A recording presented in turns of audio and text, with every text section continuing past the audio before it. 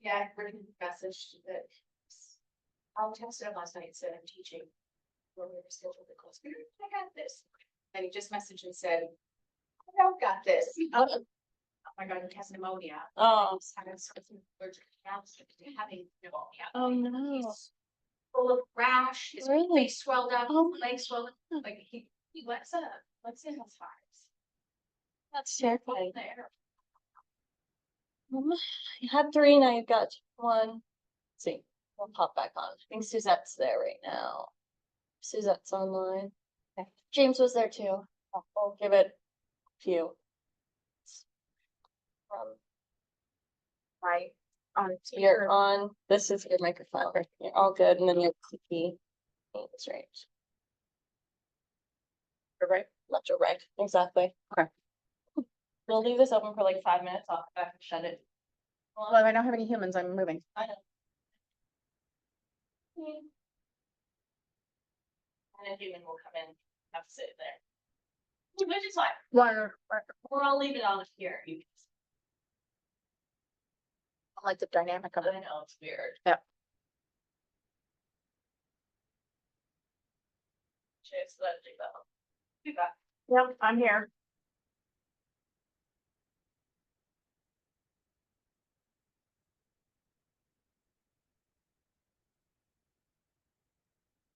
Hi, Suzanne. Hi. So far, it's you and I.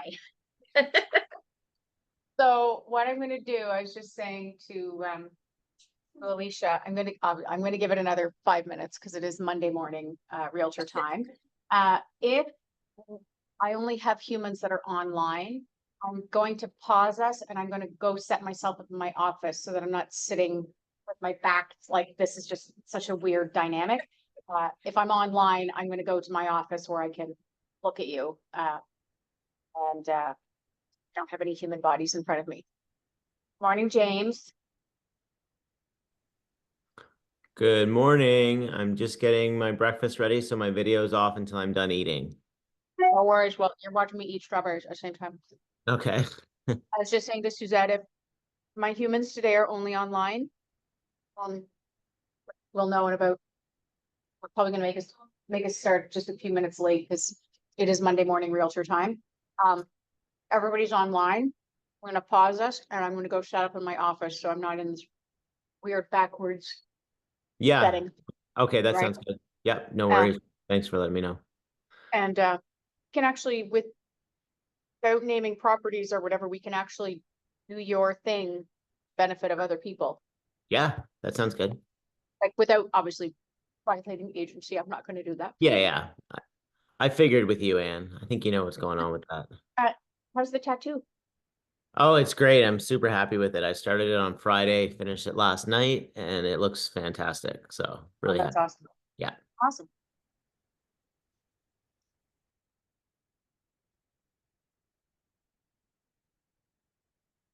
Morning, Jason.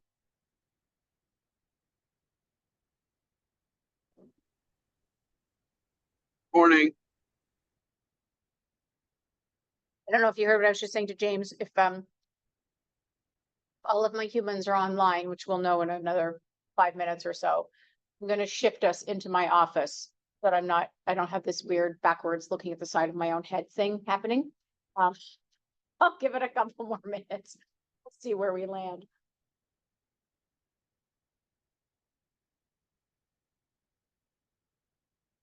So for anybody that's joining, please, as soon as you can, turn your cameras on for me. James is just eating his breakfast, so he doesn't to see him chewing, but as soon as he's done, he'll have his on.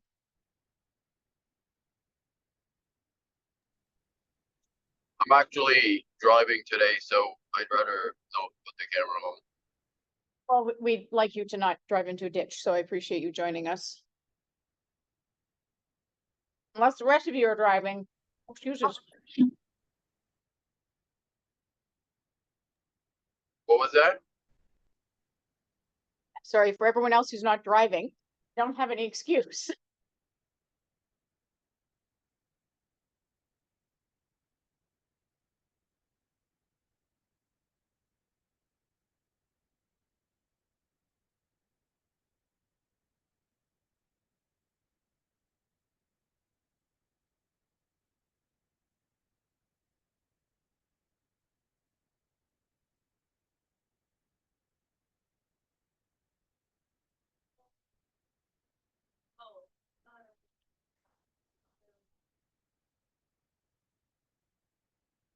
Good morning, Bill.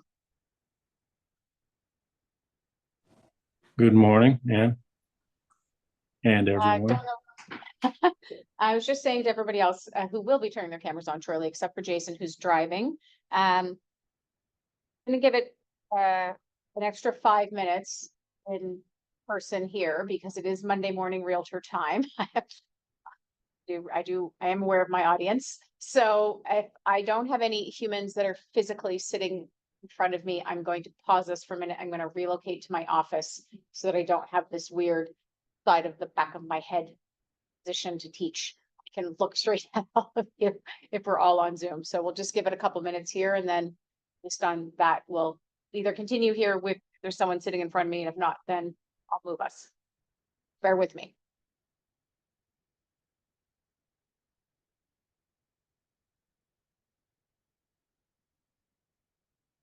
Be right back.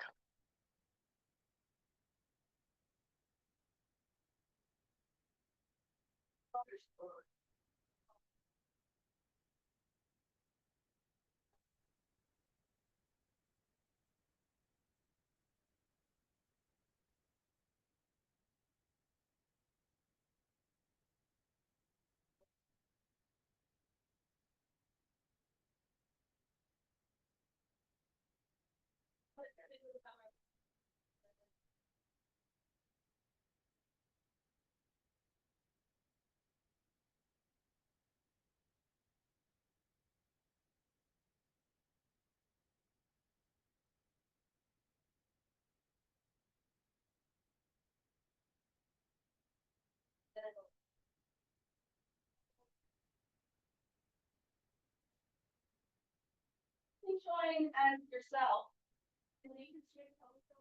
Exactly. We'll just need to also open up the PowerPoint. Need to open up the slide.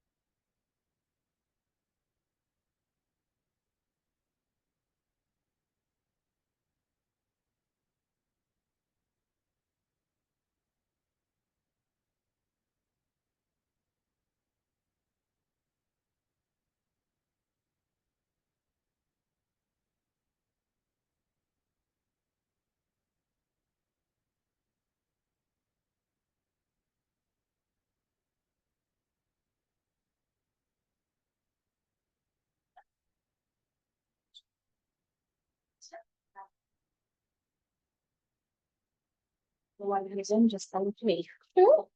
Thank you very much. I'm still gonna keep, this will still be on because I'm still recording it Yeah. later, but. Okay.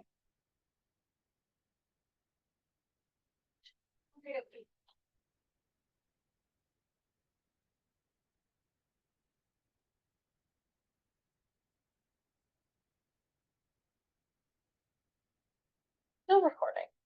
Morning.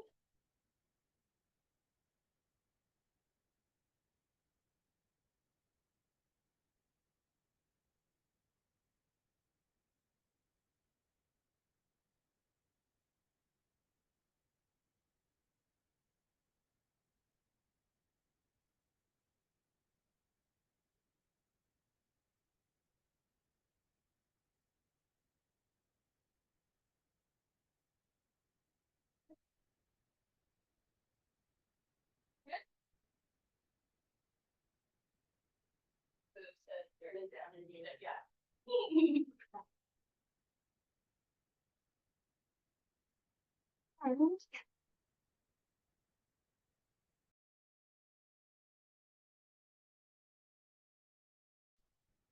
Good day. We've changed locales. If I have everybody online, this is a much, just a much more natural way to speak to you than off the side of my head. It's just what happens in that room if I don't have anybody in front of me. So, first of all, welcome, to you guys, and thank you very much for taking time on your Monday to hopefully learn something, different in your business or enhance something that you're already doing. So I'm going to ask, pardon me, I did have Colton. I lost him apparently. You don't make me anymore, you have the slides, right? Yes, I do. Thank you. So I am gonna ask, Jason is currently driving. I am gonna ask Jane if she can turn her camera on for me.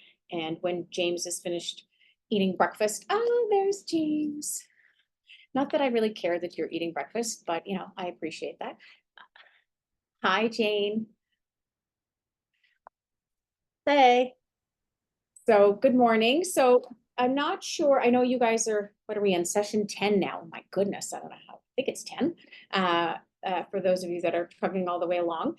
Today's session is really focused on sort of the contractual element of working with buyer and sellers. And that's why you have a broker teaching you today. You can probably tell by some of the classes that you've done which ones sort of automatically tag us in as brokers to make sure that we don't ever put another agent in a position of sort of breaking the line of what a broker can say versus an agent. It is frustrating, I know, because we have some, incredibly experienced agents who, for something like this, they probably know the answer, but unfortunately, the mechanics of them teaching it, if it strays into that. So that's why you get, that's why you've had Melissa and Susan and myself, and I think you get me on Wednesday as well. So we will pre-discuss who's coming in person or not. So I may not drive my ass in from Porter's Lake if everybody's online, just being fully transparent about that. This morning when I was coming in, Alicia messaged me. She said, "Are you coming in person to teach?" And I said, "Was there another option?" I do love having you guys in front of me regardless, whether you're in person or online. So thank you for being here. Okay, so does everybody know everybody? Because I know you're in different sessions, but I don't know how many of you have been at all of them. Does everybody in our room know everybody? Via Ignite, yes, Yes. Okay, perfect. Yep, and that's actually one of the really neat things about this type of course is you do get to know some of your other amazing people that are in the office with you. Sure. So I think James has had me teach a couple things to him, I think, in the past, but I will pre-warn you. I don't know about your other teachers. I am not very good at following along with PowerPoints. I will never read you a PowerPoint because it's as boring as fuck, pardon my language. So I'm not going to do that. And I will be adding hopefully some useful context for you as we go. But I really, really think it's important that as we go, if you have questions, to please just jump in. If it's something that we're about to cover, then I can tell you and we'll just sort of put it on the shelf and make sure that I address it. And if I don't, then we'll pull it back off. And if it's part of what we're doing, I want you to ask as many questions as you have and as you need, because that's really how, in my opinion, how you learn.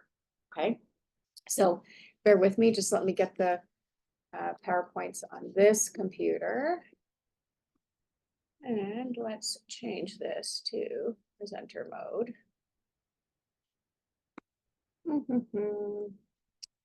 One moment, please. Why is it not letting me switch my mode? Give me 1 second here. It's giving me Monday morning vibes, that's why.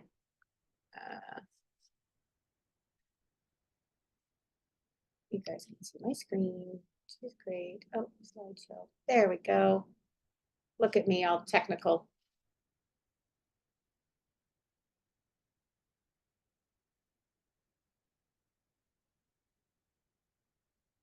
Okay.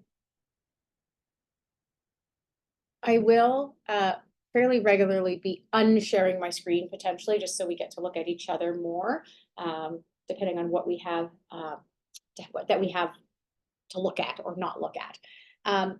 So if you look at your journey, now you'll see that in the course overview, and you've probably been told this, we've condensed some of the classes to get it into a more efficient manner for you. And so where we are here, it's showing it as lesson 16.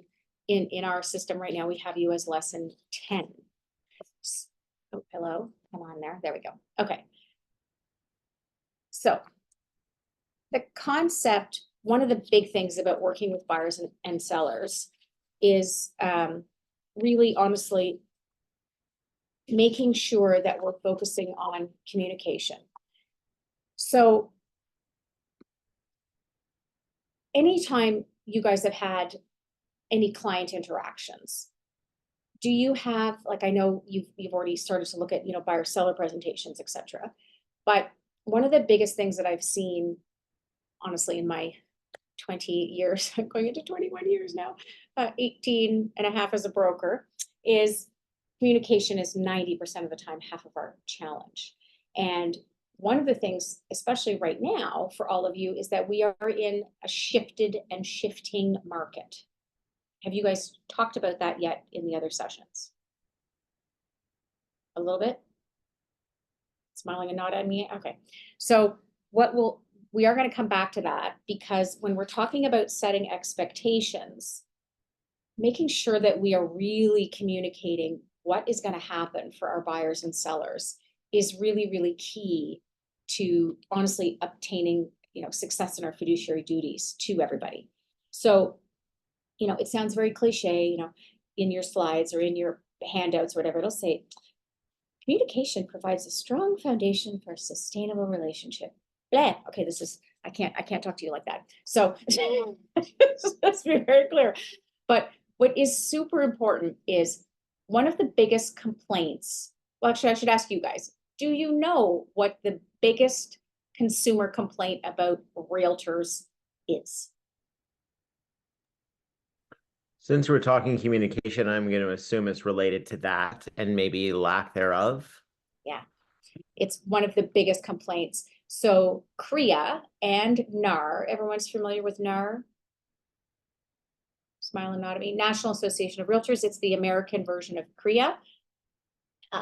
They have I think almost 1.7 million realtors. We have 100,000. Doesn't matter. It's the same business everywhere we go. They do these surveys every few years to determine, are they satisfied with their realtor, blah, blah, blah, would they use them again, et cetera, et cetera. And the stats are very, very high that you are very important, that they would love to use you again, et cetera, et cetera. But those that don't use you again is for two reasons. Number one, they haven't heard from you. That is one of the other things. Well, that's a follow-up thing. Talk about that after. But is during the transaction, one of the biggest complaints, and I know in the years that I've worked, when I've gone on, whether it's buyer consultations or I've gone on listing consultations, and they're looking at hiring a new person, or they've interviewed different people, or they've had a previous experience, most of the time what they're going to say to you is like, it's really important that I know what's going on, and what's the feedback on my showings, and what is, what's happening, and what's the next step, and what do I need to do? Obviously, we need to adapt our plan to the individual consumer so that we're meeting the skill set of who that person is. But you would be shocked at how little our actual clients are told in so many cases. It would literally make your brain bleed. So when we're looking at how we're going to communicate, it does build the basis of the relationship. What else do you think that communication does in terms of the strength of relationship, or what other element does it add to your relationship with your client? I imagine it would build a degree of trust, that they can kind of rely on you. It's true. And even if your communication is to say, I don't have any updates, I don't know anything yet, what I know, you'll know. I'm just letting you know. I didn't forget about you. I don't know anything yet. I'm still stalking whoever or whatever, and I will get back to you. I know that sounds like such a silly conversation to have, but I can tell you it is one of the things, because you're working on something and you're like, well, I don't have anything to tell them. So you don't want to tell them nothing, but they don't actually know you're working on it. I don't know about any of you, but there are a couple of superpowers that I do not have that would be really, really convenient in this industry. One would be, being telepathic. That would be fantastic.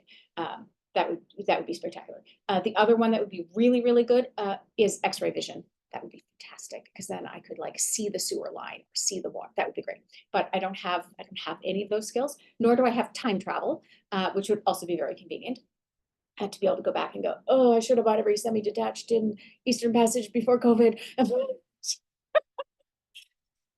Sorry, it's just a squirrely comment.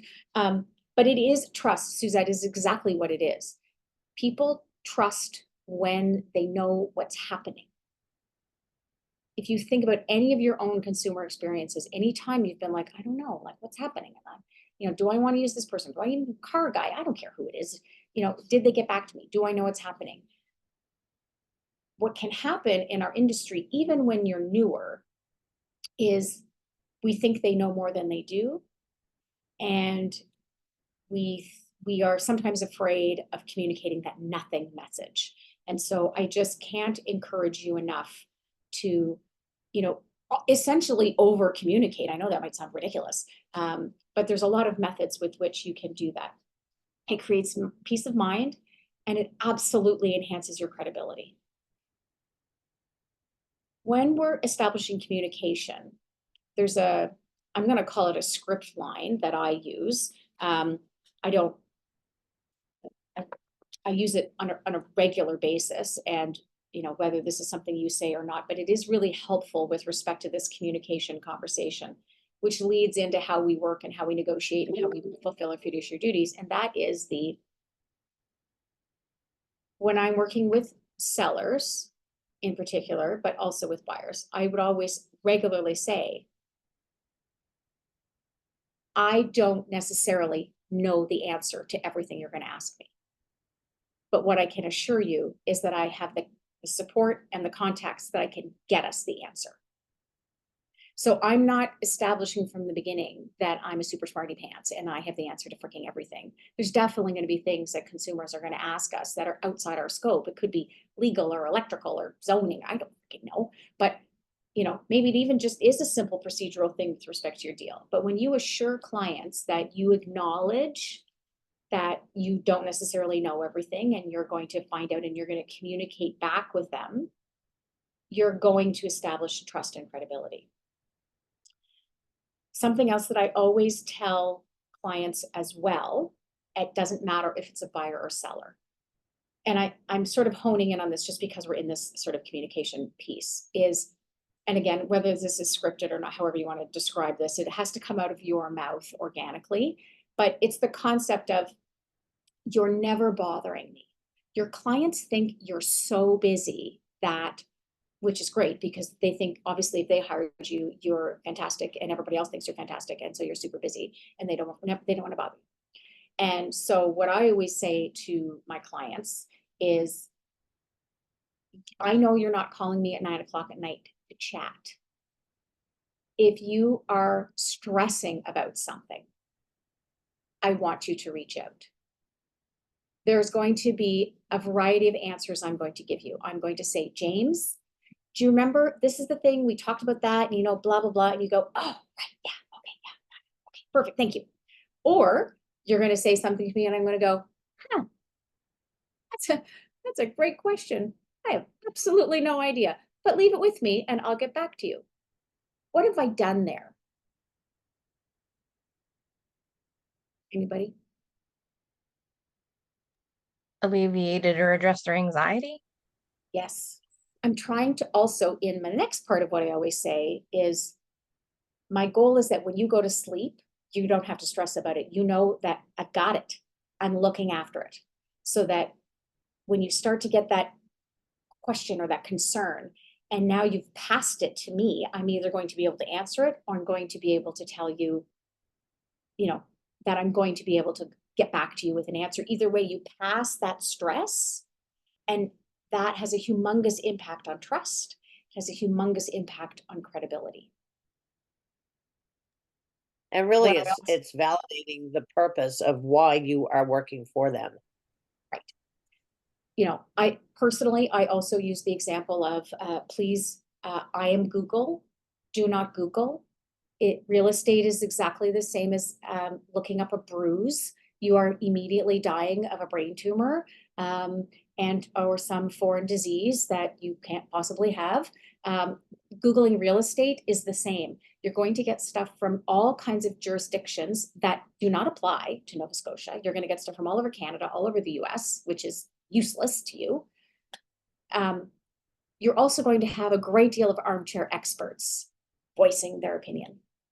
So when you have a question, please come to me. As I've mentioned, if I don't know the answer, I have a broker team. I have, different accesses. I have lawyers that I partner with, et cetera, that we can get you the answer. So when you establish that as how you're going to communicate from the beginning, you will change your approachability and you will change the level of trust, which when we're working literally, and I know this is the corniest line in the world, but we say it all the time and it's true. In most cases, this is the person's largest, most significant transaction, certainly the most expensive one that they are ever doing at one time. The concept of not having strong communication is not acceptable, not only from a customer service perspective, it's also a humongous violation of your fiduciary duties, which nobody wants. Okay. Anybody have any questions or comments on this at all? Okay. And I'll just mention something quickly, just kind of piggybacking on what we're talking about. Yeah. It's like, I know that it specifies in our SDBA and our BDBA agreements that communication is a responsibility of not just ourselves, but our clients. It's a two-way street kind of thing. And I don't know if anyone else on this training has experienced this, but well, I'm sure you have, Anne, and I have as well, where we've had clients who suck at communication, and it's so frustrating from our end as well when you can't get information from a client or can't get a hold of a client in a timely manner. And Yes. that just stresses for me. I mean, communication is really important to me when dealing with clients anyway, but having had the experience of not being able to get a hold of clients in important situations is really frustrating, and it just makes everything more difficult. So it is the responsibility of both parties. I agree. And James, it's going to be in one of our sections. So can we just chat about that now for a second? And then when we get to it later, if I've already talked about it, we can just go, oh, we did this already. I just don't want to lose the energy of what you're saying right now. One of the things that we will be talking about, and we do talk about regularly, is about setting expectations. So whether it's with the buyer and what the process is going to be, the timing, the closing costs, blah, blah, blah, whether it's a seller, days on market, dollars that you're going to accomplish, yada, yada, yada. But another big piece of it is exactly what you're talking about, James. It's setting the communication expectations that are both ways. So again, James, you've run into it. I've run into it where it's like, you get an offer on the house or you're writing an offer for them and then they flipping disappear. Like what, right? So it's setting the expectations prior to that when you first hire them about, or get hired about, are you going to be away? How do you like to communicate? Do you prefer text? Do you prefer email? Do you prefer phone? Do you prefer Zoom? Do you prefer FaceTime? What are your hours of work? When can I get a hold of you? Do you work shift work, et cetera, et cetera? If you're working with military people, et cetera, and they're going to be away, do you have a power of attorney in place before you go in case I can't get you? The flip side of this is how frustrating it is on the opposite side of the deal. And it can hurt that client. They don't even realize how it hurts them. You've got a seller you can't get a hold of. The buyers are asking something of you to ask them. Now those buyers think that the seller's being sneaky or cagey or doesn't want to do business with them. And meanwhile, they're just either ambivalent, like living their own best life, not paying attention, or they've created a situation where you actually can't get to them. Or on the, on the buyer side, for example, same thing, we've got conditions to meet and like, where are we at? And like, I need to talk to you. And so setting those expectations up front about how you're going to function as a relationship is really important. So I know, for example, we developed a long time ago, like a communication questionnaire that we give to every client when we are hired, either as a buyer or a seller, and we ask exactly those questions because you're also trying to adapt to learning styles. Some people don't want to talk to you on the phone. Some people want everything by text. Some people, if you send them a text message, you might as well throw spaghetti against the wall, hoping that's going to stick because they're not going to pay attention. So what do they want? My recommendation also is that you establish how are you going to communicate when it comes to big conversations. And this is another big part of meeting your fiduciary duties is there are definitely circumstances in your transactions where you should not be having a conversation with your client or the other side by text. Pick up the frickin' phone. Your tonality, your energy, the method, like the words you use are much less likely to be misinterpreted. How many times have you received a text from someone and think, oh, they're mad at me? And then you talk to them on the phone 15 minutes later and life is grand. I can tell you that if you read the text message from my husband, you think he doesn't actually like me. I think he likes me, but because he's retired military, he's very like there's nothing, like I'm not getting anything from these. And you're going to have clients like that. Personally, I don't like having big conversations about big negotiations or big decisions unless I'm looking them in the eye. So I personally do a massive amount of Zoom with my clients. They don't want me at their kitchen table at 10 p.m. like we used to do. People used to say, well, you're going to ruin your client experience if you don't go to them. They really don't want to clean up their kitchen and get out of their pajamas for you to come over at 10 o'clock at night to get something discussed. But if you're talking on the phone and you can't see their faces, I mean, sometimes that's what happens, but ideally, if you can see the face and see the body language, you're going to learn so much more about that. And you are going to be able to really change the dynamic of how you're going to proceed, or you're going to be able to calm them down. You can see that they're not getting it, or that they're still stressed despite what you've said. Or the other element is when you do things by FaceTime or Zoom, and if you're not there, is they actually pay attention to you. When you're on the phone, who did I just lose? I think I lost Jason. When you're on the phone, you don't even know if they're like, are they like washing the dishes or the kids under their feet? Like, you don't even know if you have their undivided attention. So setting those expectations on both sides, James, that is a fantastic point. Thank you very much.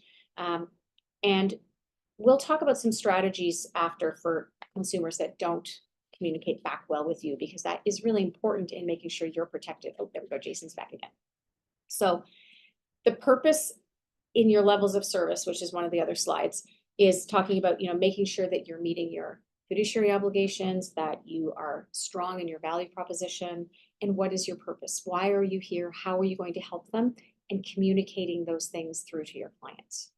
So one of the things that I wanted to chat about that's in our session here, just a second here. Oh, why am I no longer in presenter mode?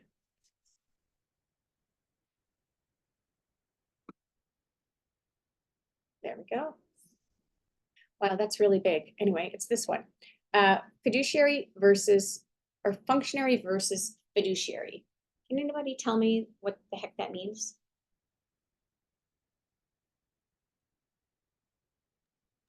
I think functionary would be where you are just basically doing your job, whereas fiduciary is where you are building the trust and making sure that your client comes first. That's a really great way to explain it. functionary can be very like, the person comes and fixes the thing and then they leave. Like, they're kind of like, your plumber might be more functionary, unless it's the plumber your family's used for the last 25 years. Right? And is your go-to person. You trust them, but it's really very, it's not as complex and it doesn't cover as many elements. Fiduciary tags in the elements, the legal elements of what fiduciary duties are. And, you know, that's where we're getting into confidentiality and displaying conflicts of interest and always making sure your client is first. And that relationship overrides the functionality of the deal. It overrides the mechanics of it. And that's where, you know, the concept of what we have on our wall in all of our offices of the, you know, win-win or no deal. That's a fiduciary approach, not a functionary approach. A functionary approach is, I want to write this deal, I'm going to get paid, and whatever I'm going to do, whatever I need to do to get done to it. And, you know, it's not a trusted relationship. A fiduciary relationship is, as Jane has mentioned, it's creating that relationship, it's creating that trust, it's creating that referral-based business. And 99% of that's done through communication. Obviously, you have to do your job, but it is a big part of it to make sure that fiduciary role of that trust and putting that human first always happens, right? You've heard all the horror stories from different people in your life and different agents and stuff about what happens when that doesn't go well.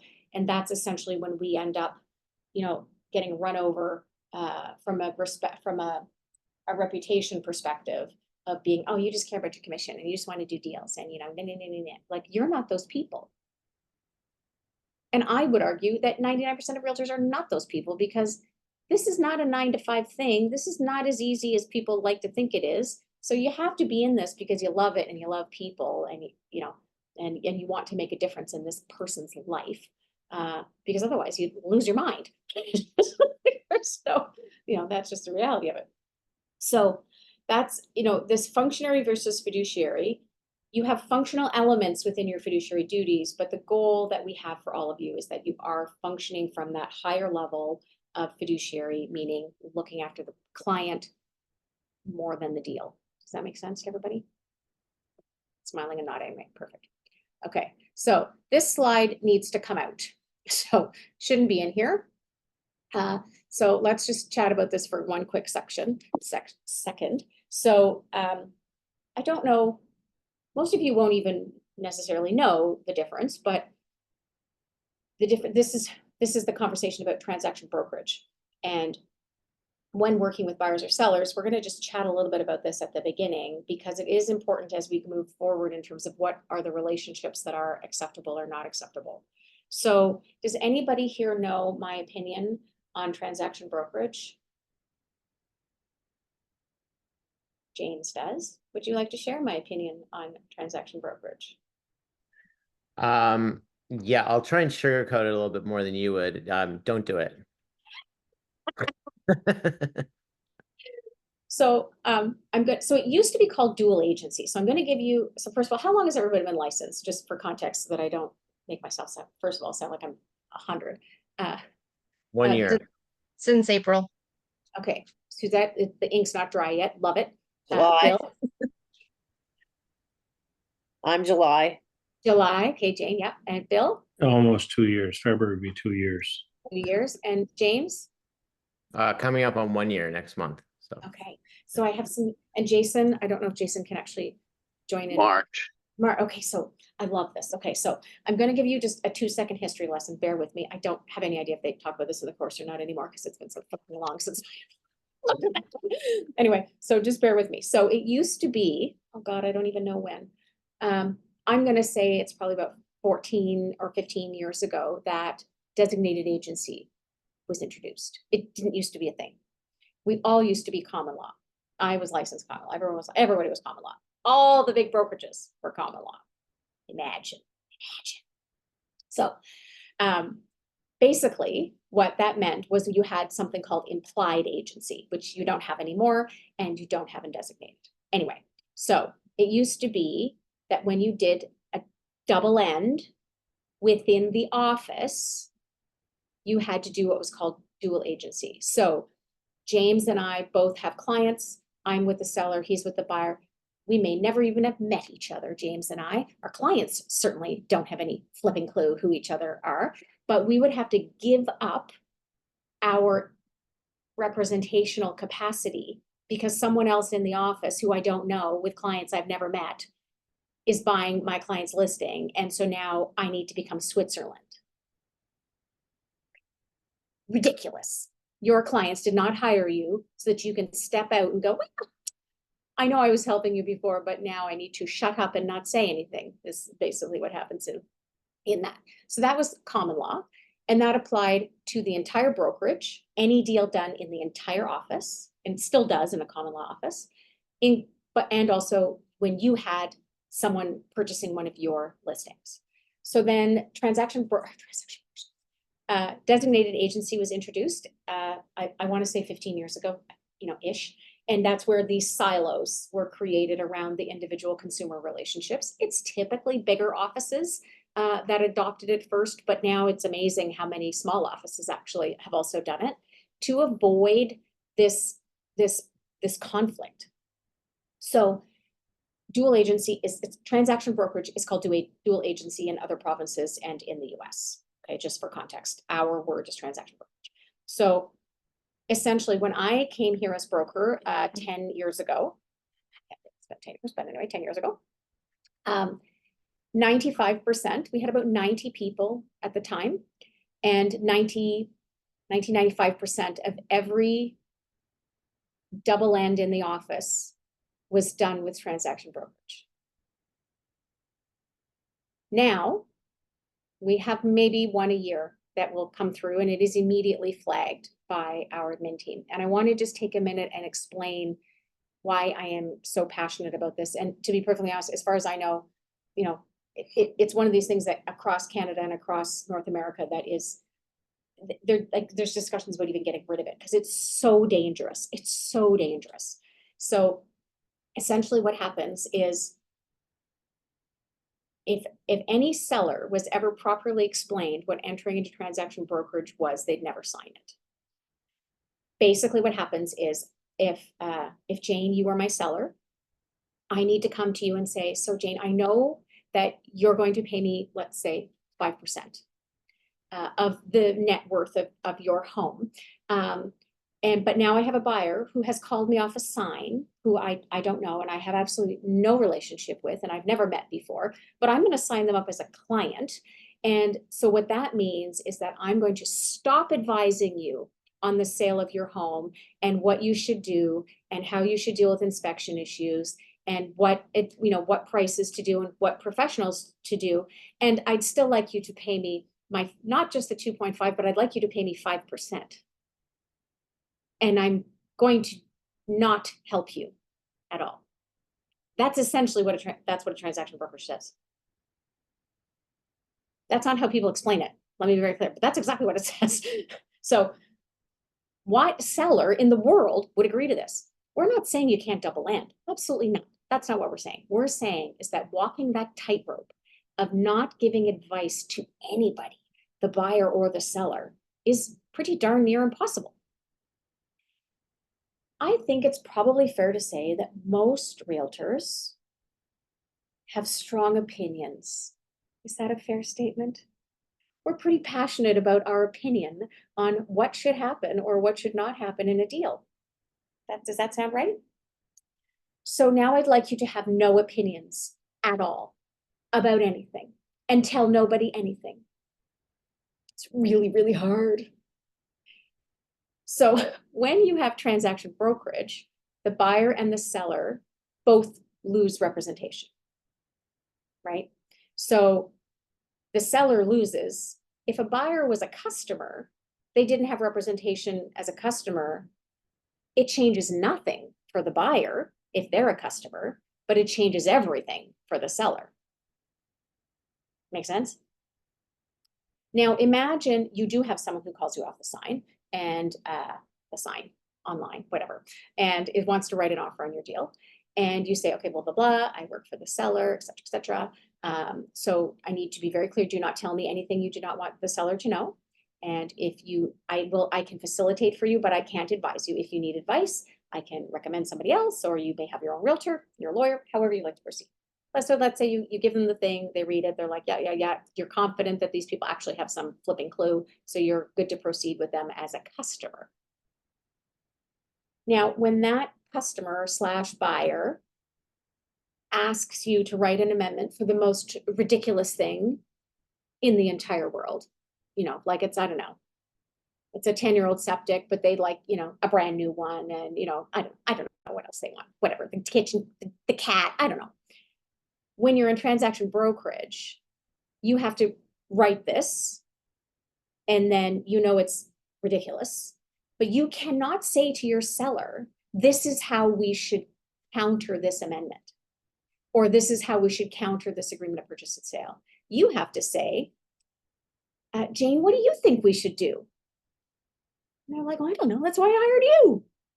You're like, well, you have many options. You can think about them, and you can discuss it with your lawyer, and you can give me an instruction, and I'll go back.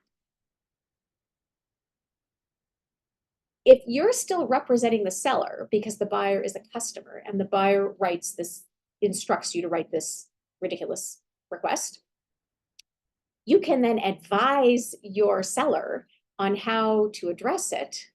And you actually have a stronger chance of keeping the deal together because somebody who knows something is guiding the way it goes along. Does that make sense to everybody? So transaction brokerage is just honestly, it's so dangerous because no one is good enough at pretending that they can't give an opinion to each side. It's just not our nature. It's just not natural. And the other element of it is that the bar to actually have transaction brokerage happen is so high. I don't know if you know this. Number one, the buyer has to already be under an existing BDBA.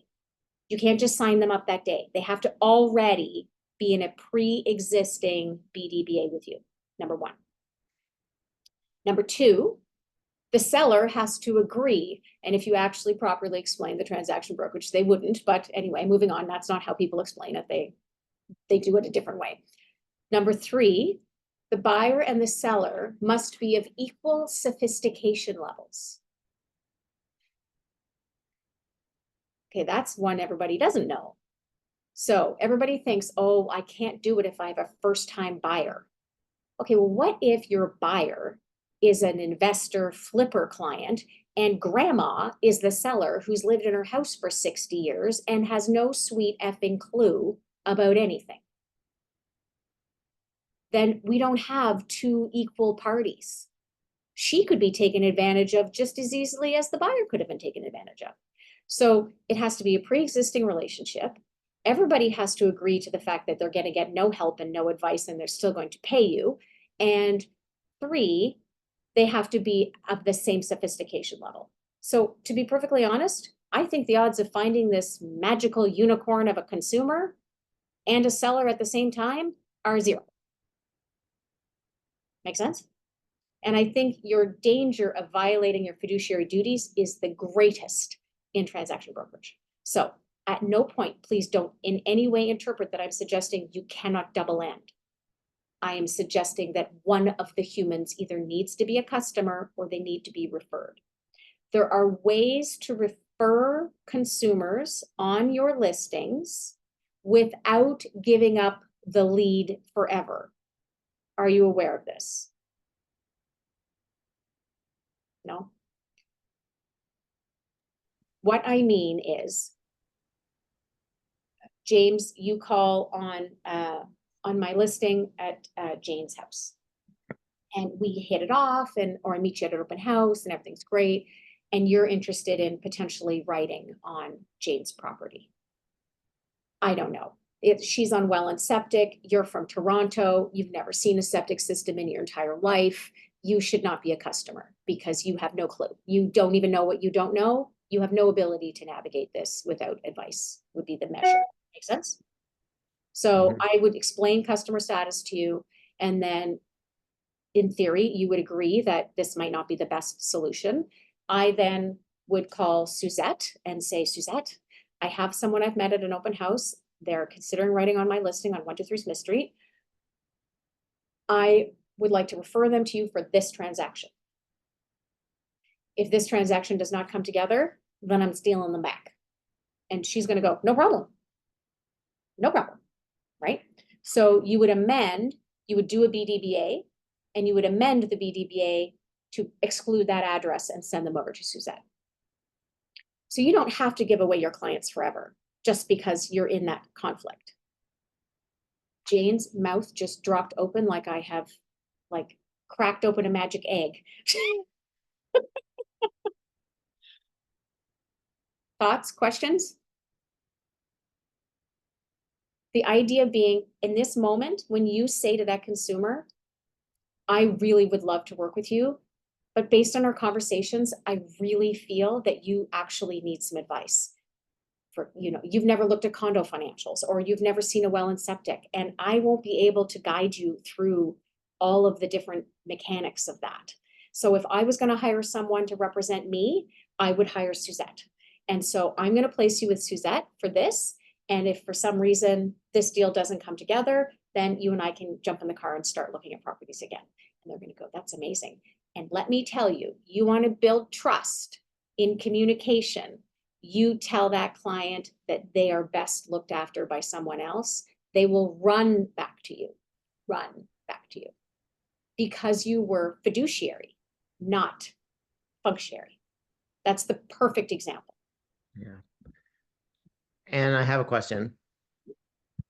When you're going through your working with the real estate industry brochure with new clients, how much time do you spend making sure that that is explained at that point in the process? And how acceptable is it to say, in my situation, for example, don't have a lot of listings currently, the chance of this happening is really small. If we come across it, I'll explain it in more detail to you. But kind of here's the Coles Notes version, and because it can be a lot for people to wrap their head around. It was a lot for me to wrap my head around when I was studying it in the course. So, like, is I'll it? give you some Coles Notes on how to do a WWR and hit all the Yeah. highlights real fast. Okay. So I can role play this for you guys if you want, super fast. Do you want me to do that? Would that be helpful? Yes, please. We're slightly off screen, but doesn't matter. You're getting value. It's all that cares about. Okay, so the WWR is going to come up. On the left-hand side, it's going to say common law, then it's going to say designated underneath. Can everybody picture it? Yeah. On the right-hand side, we've got client. That's the whole first page. Second page, we have a transaction, or we have a customer. It doesn't matter. Anyway, and then you get to the customer section at the bottom. And then over on the far right-hand side is the convoluted, complicated, what do they call it? Change in representative capacity or some fucking thing. Pardon my language. It's ridiculous. Nobody knows what the hell it means. And you go, okay. So when I explain a WWR, actually, let me just grab one. I'll be more automatic if I'm looking at one. Just give me 1 second. Bear with me. And I will show you exactly how I do it and how I teach my humans to do it. 1 moment, I'm just going to open up web forms. Get my messages to go away.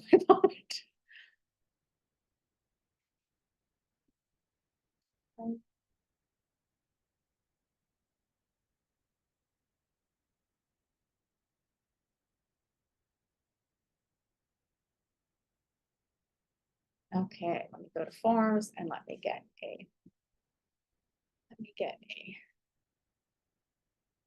100.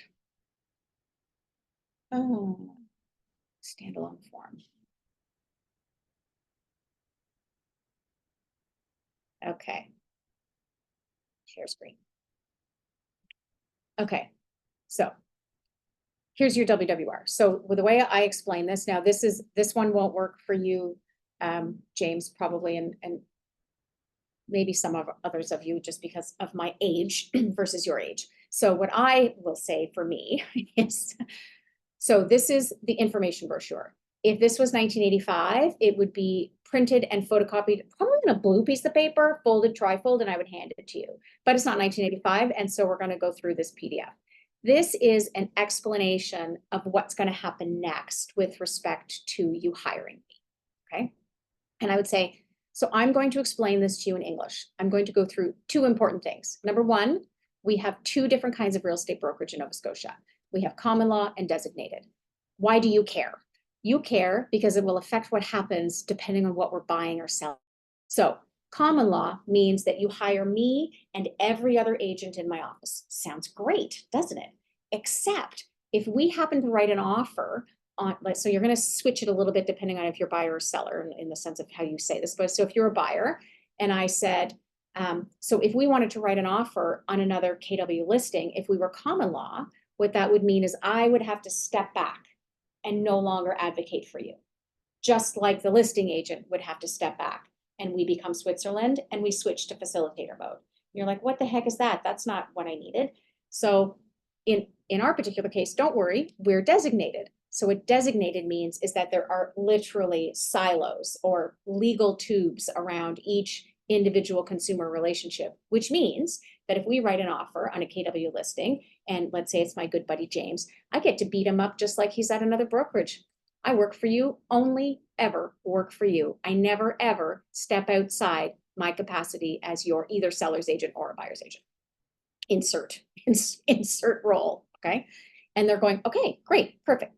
So only the people on our agreement are going to have access to your information, and obviously they're the people that are going to be there to help. So if you're a solo agent, it would be you. If you're a team, you might explain your team structure, et cetera, how that works. So that's essentially the meat of why and how real estate works in Nova Scotia. Any questions? Most people say no. So if there is a question, you answer. Then I'm going to explain the next important part. That is a client relationship versus a customer relationship. So let me first say that this is the silliest language that ever explained anything in the world. Nobody thinks that a customer and a client is not the same thing, but in real estate, they are. So work with me. As a client, basically what that means is I'm going to do all of these things for you. I'm going to protect and promote your interests at all times. I'm going to disclose relevant facts about the property. I've written an offer on this property and I know that they didn't disclose that it flooded. I'm going to tell you. So I'm going to obey your lawful instructions, which means, unfortunately, that if you'd like me to bury the bodies, you're on your own. I am going to provide undivided loyalty, meaning I only work for you ever. I never take myself out of that position. I act only in your best interest, keep your confidences, exercise reasonable care and skill, and account for any money or property. I'm also going to go through the forms, negotiate with you, assist you, prepare offers, et cetera, et cetera. Essentially, this big long checklist is what I'm going to do for you. A customer is someone who basically calls me off a sign and I don't know them. And this is what I'm going to do for them. I'm going to explain real estate terms and I'm going to estimate service costs. That's it. I don't work for them. So you, James, are going to be my client. That's the position that you want to be in. So we're in a designated agency and you're my client. And then I'll typically say, any questions so far? Yes, no, most times there's none. Then I'll go through transaction brokerage and I'll say, this is what happens in theory if you were to buy one of my listings personally, my personal listings. Doesn't apply inside the brokerage because remember, we just talked about how we're in designated and other people's listings are as if they're with another company. But if you were to buy one of my listings, this would be an option that I could switch you into this place where I'm a facilitator. But my office doesn't believe in this. And so we have banned the practice because we only work for our clients when we're working for our clients. So one of the things with transaction brokers is I need to ask your permission to do it. So I'm never going to ask you. So we're going to move on. Is basically how I would say that. Privacy and personal use of information. This is essentially, I cannot sell your name to Pampered Chef. I can talk to your lawyer with your permission. I can speak to your banker. I will potentially have to give information to the regulator of real estate, but I cannot sell your name to a third-party database, i.e. Pampered Chef. You know, you can make a joke. I used to say Amway. No one's old enough for that anymore. So anyway, so essentially, this is the info brochure that goes with the contract we're going to now chat about. Any questions? So then when I get to the BDBA or the SDBA, I get to say, so now my script is to say now, all of those things that I talked about in the checklist that I need to do for you, I'm now going to tie my license to it because I'm signing on a contract saying I'm going to deliver these things to you. Do you know how many people don't want to sign my BDBAs? 0. Because all I'm doing is explaining that I work for them. And what I'm doing on the listing side, again, same thing, we will not enter into transaction brokerage. So I'm very, very confidently able to say to my sellers, you didn't hire me to become Switzerland. I would require your permission to ask this. We don't allow this practice at our office because we know that it's just inherently unfair. So if a buyer calls off the sign, I could facilitate for them as long as that's the right situation. If not, we'll refer them out to another agent. Make sense? Clear like mud? Are you also saying that in the situation where in theory transaction brokerage could be used, you would always keep that person as your client and the other person as the customer? You're kind of giving them that reassurance as well.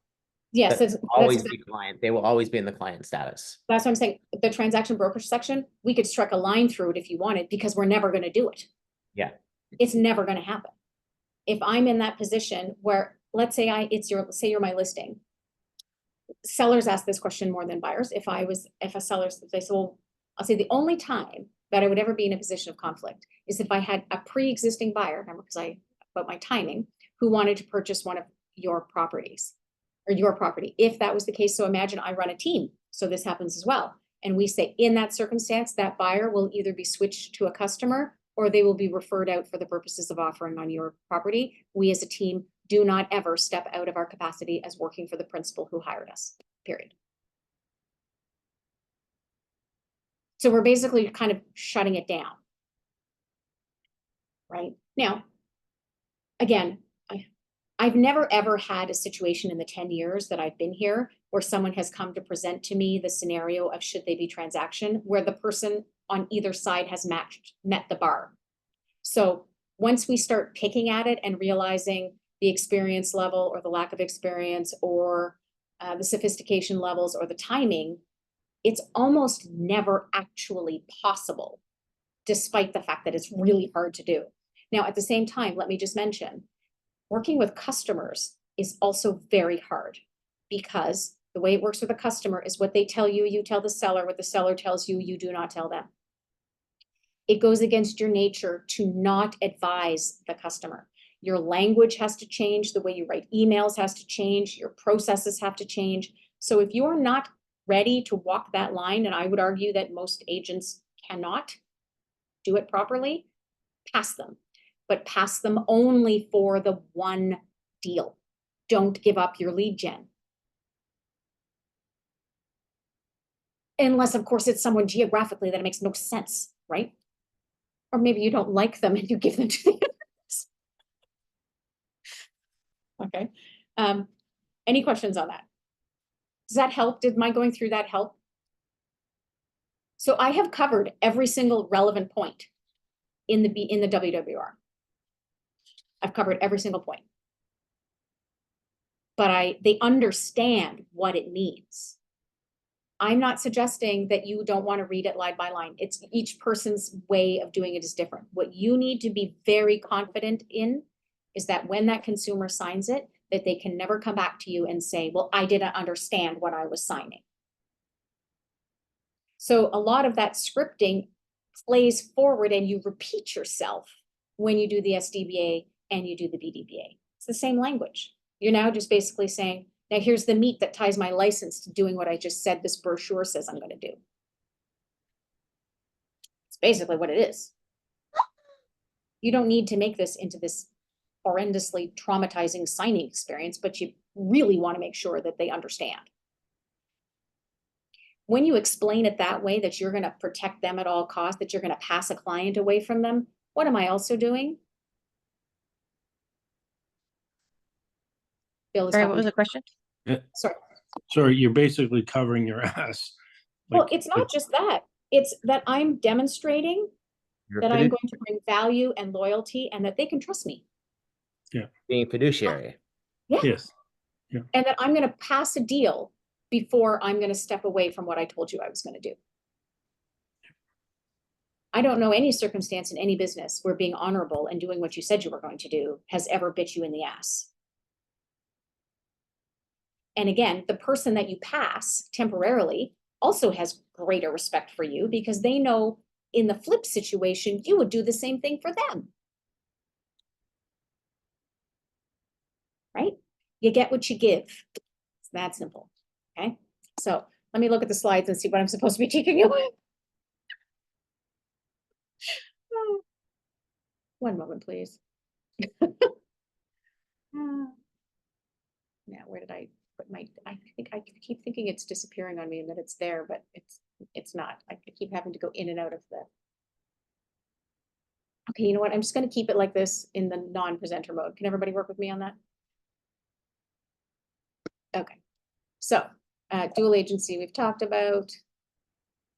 Double ends, we've talked about that. Setting expectations. So what I want to chat about with you quickly here is when we're talking about setting expectations, we're talking about how is this going to work for your buyer or your seller? So if you're a buyer, for example, if this was 2022, none of you were, Bill, you may have been just at the end of 22. I'm not sure exactly what your timing was in the fray of COVID, foolishness that we still had. We had very different expectations that we set for our buyers in the sense of, you know, if a property comes on and I message you, you better stop, drop, and roll if this is what you want. You better prep your work that you need to leave. We have a 15-minute window, and then once it's gone, it's gone. We're going to have to offer. There's going to be a deadline. Let's get your love letter ready. Let's make sure your financing's full because we have no time. This is survival of the fittest as a buyer, right? Those are my expectations. We might write 10 and lose 10 because I'm going to recommend that you stop at a certain point because if not, you're just getting foolish in what you're paying for this house. And, you know, I can't recommend it. You're still a grown-up. You get to do what you want. It's your money. But my recommendation is that we need to stop at X point. So that means we might write several offers. Next, we'd rather find the next one than have you upside down in a house. So those are, for example, expectations.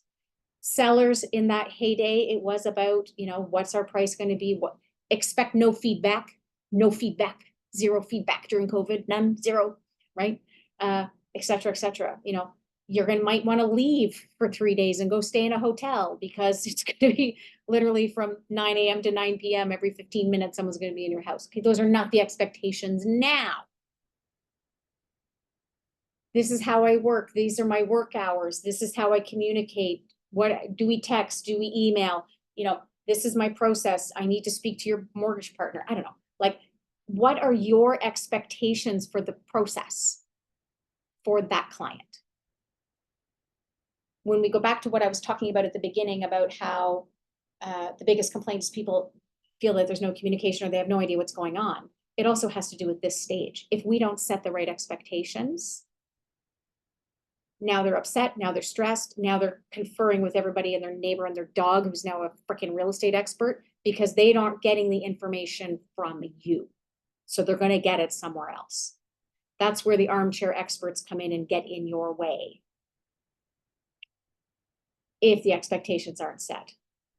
For example, working with a buyer, personally, I set the expectation that they're going to do every conceivable appropriate inspection. We're going to tell them exactly how much they cost, including tax, so that I don't ever have to go to my consumer and say, well, now I think you need another $350. I think we should do radon.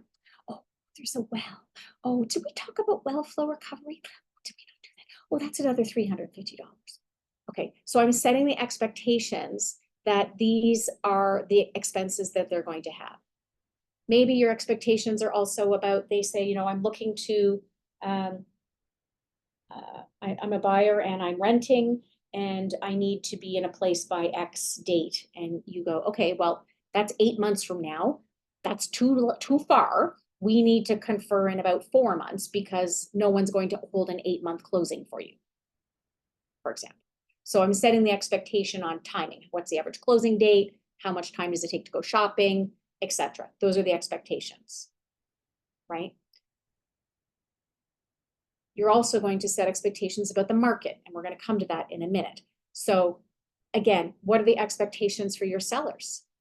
This is when I'm going to be here. This is when I'm going to do photography. This is when we're going to be live. This is when you're going to have information produced to be in your house. This is when we're going to do an open house or not do an open house. This is what's going to happen with viewings, you know, i.e. feedback.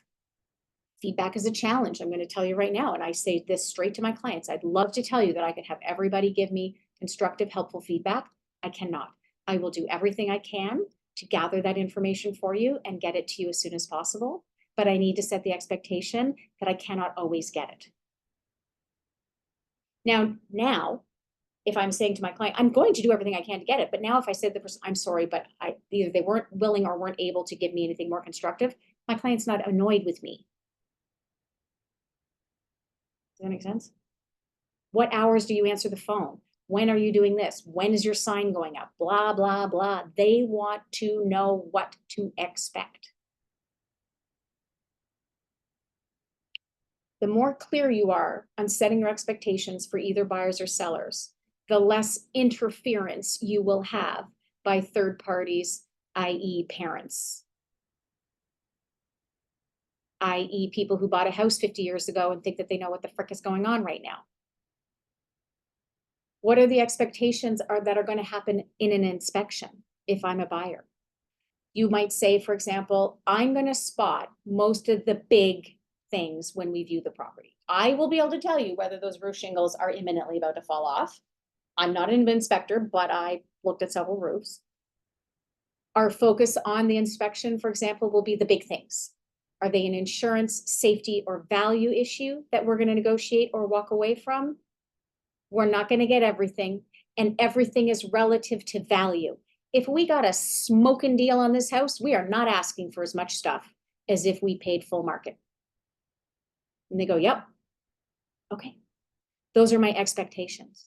When I'm working with a seller and I spot that the oil tank is 15 years old outside and it's not fiberglass, I'm setting the expectation that we're going to have to pay to replace this thing.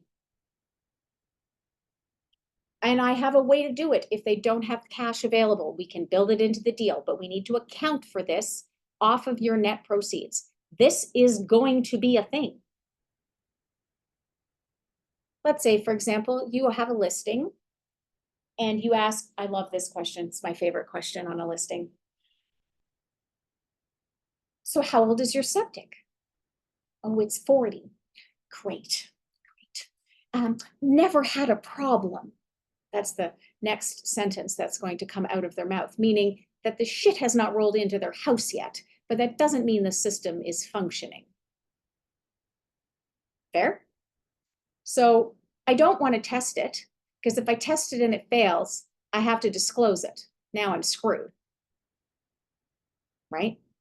What if a buyer is prepared to come along and they're a flipper and they don't give a flying fig because they're going to do whatever they're going to do? Obviously, if I find out there's a problem, I'm going to disclose it. I'm going to tell them it's 40, but I'm not sticking a scope into that septic right now. Everybody with me on this? Smile and nod at me. Yep, thank you. But I'm going to prep my client that 40 is maximum age of a septic. And we need to budget for the full septic. I will do everything I can if it fails, depending on the offer, to only have to have you pay half. But we need to be realistic. It's a pretty fair expectation to flush the toilet when they pay $500,000 for a house. Fair? So I'm setting that expectation. Then, when the septic is kaput, you're obviously going to negotiate based on the offer and the terms of what you got and yada, yada, yada. But when you're now addressing the septic issue with your sellers, they are not saying, why didn't you warn me that this could happen? Fair? Those are setting expectations. They are fiduciary expectations, but they are also customer service expectations, and they will lead you to repeat and referral business, because even when there's a problem, you kind of prepped them for the problem or how it was going to go. So when it goes that way, you're not the person who's incompetent. It may take us X a period of time to find you a house if you're a buyer, depending on the circumstances on the market. You're setting the expectations on what are the market conditions right now. We are in a balanced market. Does everybody know what a balanced market is? Yes, no? Speak up, because if not, I move on. Everybody know? Yes, thumbs up for me. No, I have one no thumbs up. Okay, so Suzette, I'm going to explain it. So essentially, a seller's market is when it's truly to the benefit of the seller. There is not enough inventory and tons of buyers, and they are beating themselves over the head with a stick to buy the house. That's a seller's market. That was COVID. You could sell the biggest bag of you know what for a stupid amount of money with no conditions because there was no supply. That's a seller's market. A buyer's market is when we have too much inventory and the sellers are getting attacked and beaten up by all the buyers because there's way more listings than there are buyers. That's a buyer's market. Right now, we are in what's called a balanced market, which is, although it may seem frustrating as an adjustment to most people, a balanced market is actually the perfect market because it's fair. There's kind of an equal amount of supply, an equal amount of demand. The buyers are going to have to give a little bit. The sellers are going to have to give a little bit. You could actually maybe look at more than one house before you make $1 million decision to not be homeless. You know, you have regular things are being negotiated back and forth. So the challenge with a balanced market is, again, expectations. The sellers need to understand that their days on market are going to be longer.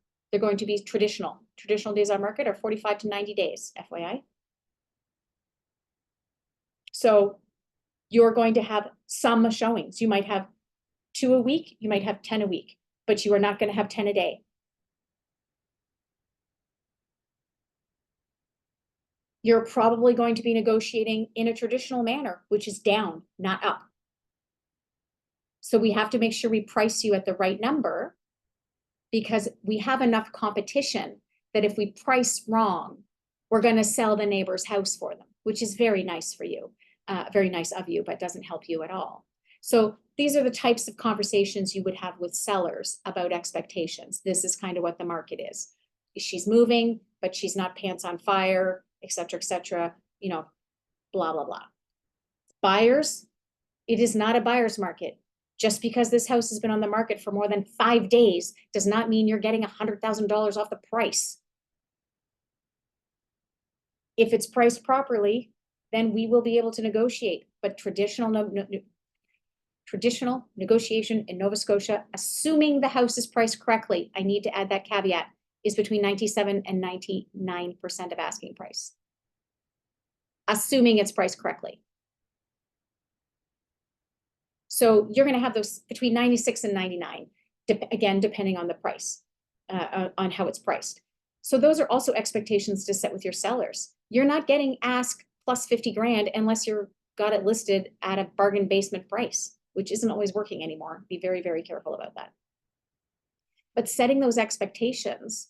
So if we think back to, as I say, the heyday, where expectations were even, not that they're not important now, but they were much more, the stress level in the market then during COVID was unbelievable. And so you had to set expectations for your buyers that if they're like, their lease is going to be up in 2 months. Now I would be able to say, yeah, sure, no problem. I can get you into something. There was no chance then, especially if they were under 500 grand. We would have to say, you need to make sure you can go month to month because I don't have anybody living in my basement is my actual script. And so, although I think it's a decent basement, I'm pretty sure you don't want to live there. So let's make sure that you're not forced to make a rash decision and pick a house you don't like because you're about to be evicted. Let's get that lease extended. That's an expectation that I'm not so magical that I can control the frickin' market and tell you that I'm going to get you into a $375,000 house in the next 2 months. Not going to happen. So when it does take time, or when we write 5 offers and we lost, they're ready for this. This is what they expected. And they know that I have prepared them for what's coming next. Sellers in this market, preparing them that your days on market are not going to be 7 in most cases. Does this make sense to you guys in terms of how we're setting expectations? I think what happens sometimes is our expectations that we talk about is, I think we're afraid to go deep enough, is what I see most times with agents. To really prep them, have those difficult conversations with their clients. That this might cost them money, that if they're not prepared to do X or Y to their property, they're going to sit longer. Their choice, but that's the reality. That's the expectation I'm setting. If you're a buyer and you think that you're going to get a detached house with a garage in Halifax for under $550,000, that's not happening. I'm not that good. I'm just not that good. And that's what I say, I'm not that good. Can we talk about your geography? Can we talk about where we can push this? Can we talk about what is a need and what is a want? Those are expectations. So for example, in a buyer consult, I will say, my goal is to get you 90% of your needs and 70 to 80% of your wants. And I'm going to challenge you on what you consider a need and what I consider a need. I need a wood stove. No, want, that's a want. We can add a wood stove. I can't make the price lower. I can't get it on a bus route if it's not on a bus route. That's a need. You need 3 bedrooms. That's a need. I need hardwood floors. No, you do not. You would like hardwood floors. How much money do you have? Are you handy? Oh, yeah. My dad's handy. Where does your dad live? Oh, he lives in Alberta. Great. Is dad coming to stay here for 3 months to do your windows and doors? No, then we're going to budget them at retail. And if family comes along and does them for less, great, you've got extra money. That's an expectation. I tease all the time when we're talking about money, depending on the consumer's capacity and their skill set, etc. I often ask people how handy they are. And they say, oh, I'm pretty handy. And I'm like, are we change laminate floor handy or rip out a window handy? Oh, definitely laminate floor handy. Okay, thank you. Now I know when I'm looking at properties, what are the expectations that I can also have that they can meet. Doesn't mean I'm not going to show them, for example, the one that might need more work, but we need to have a conversation about it. Do you have the money? Do you have access to people? How are we doing this? This shit's only getting older if you can't fix it.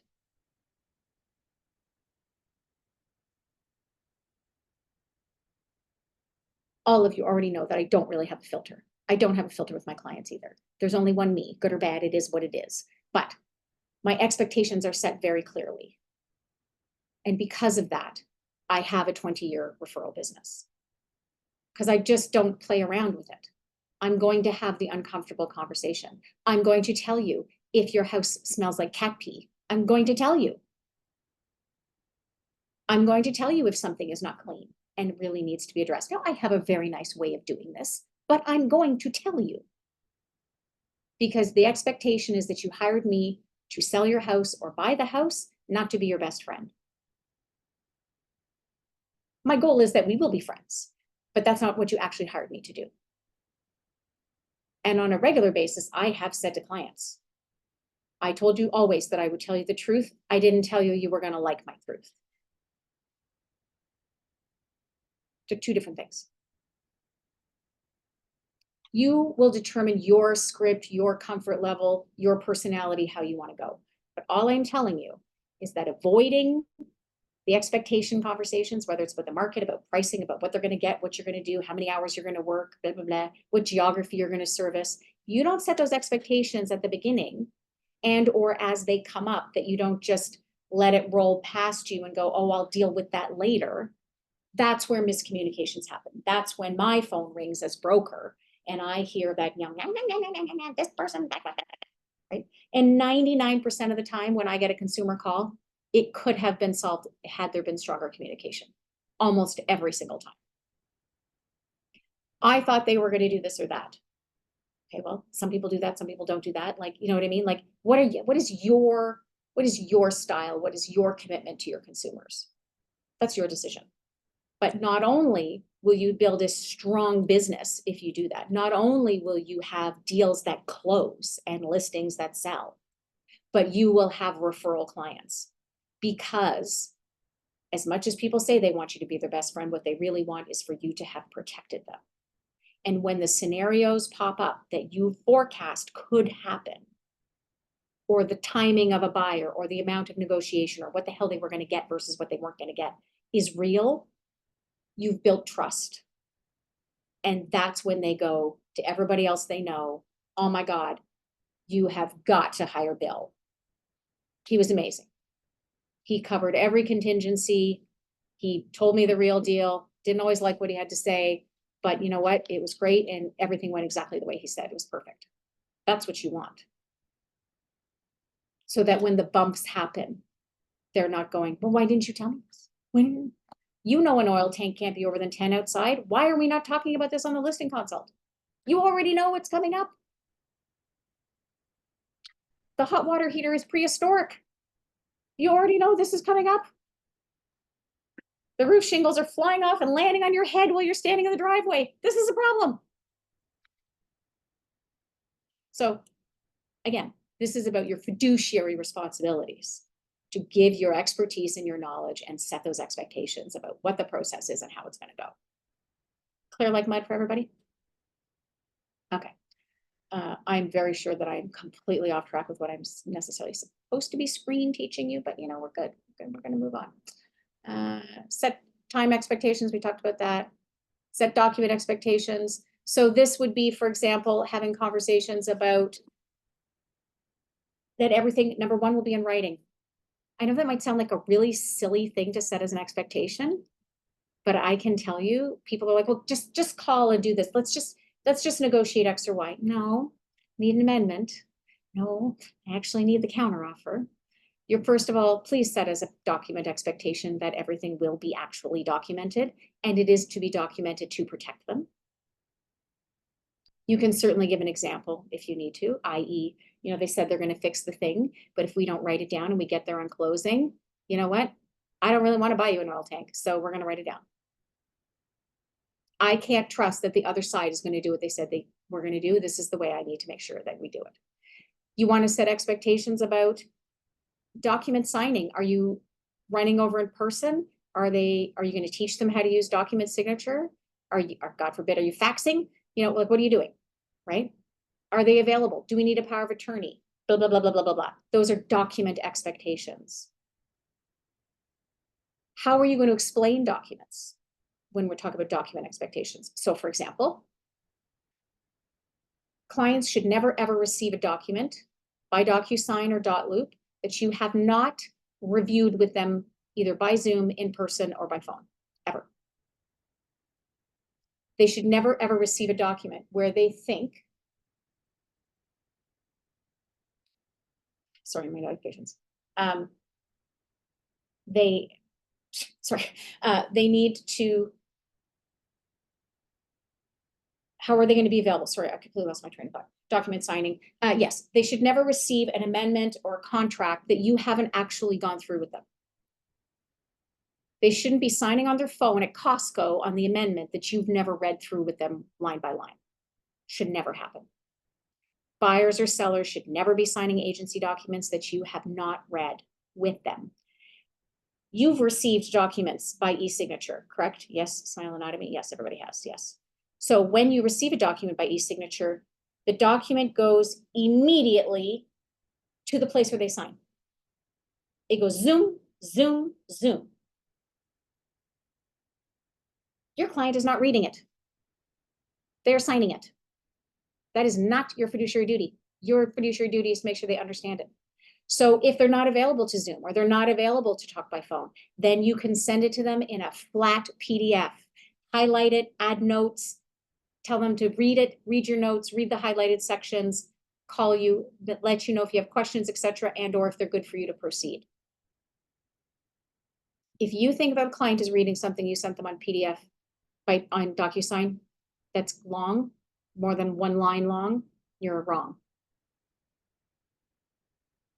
So what is your document process for that?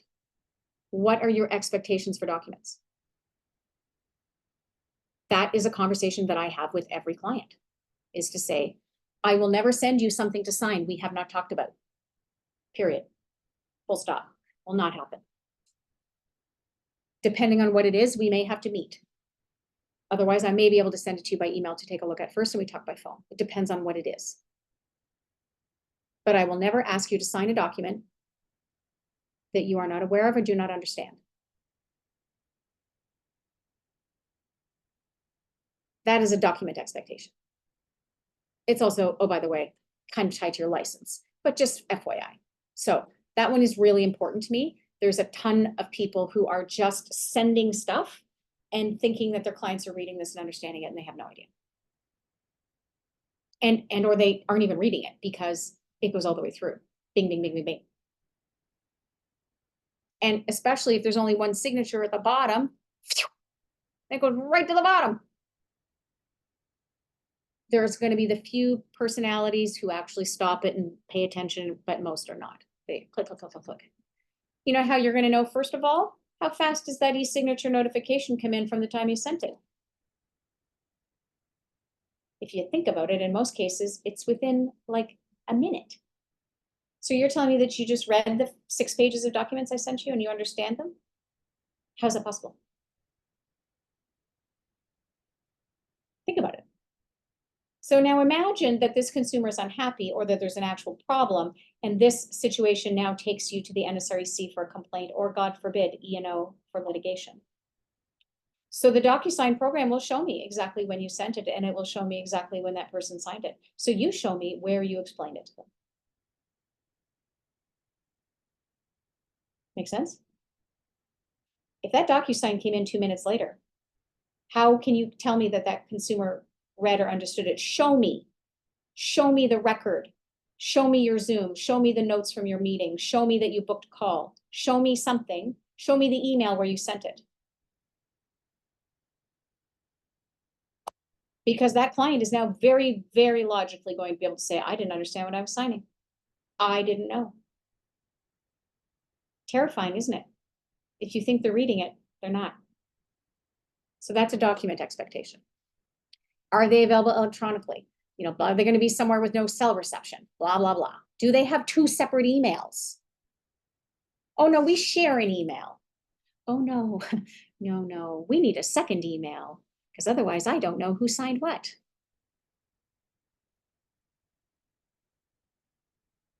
I have set up many a Gmail address for clients who only have one,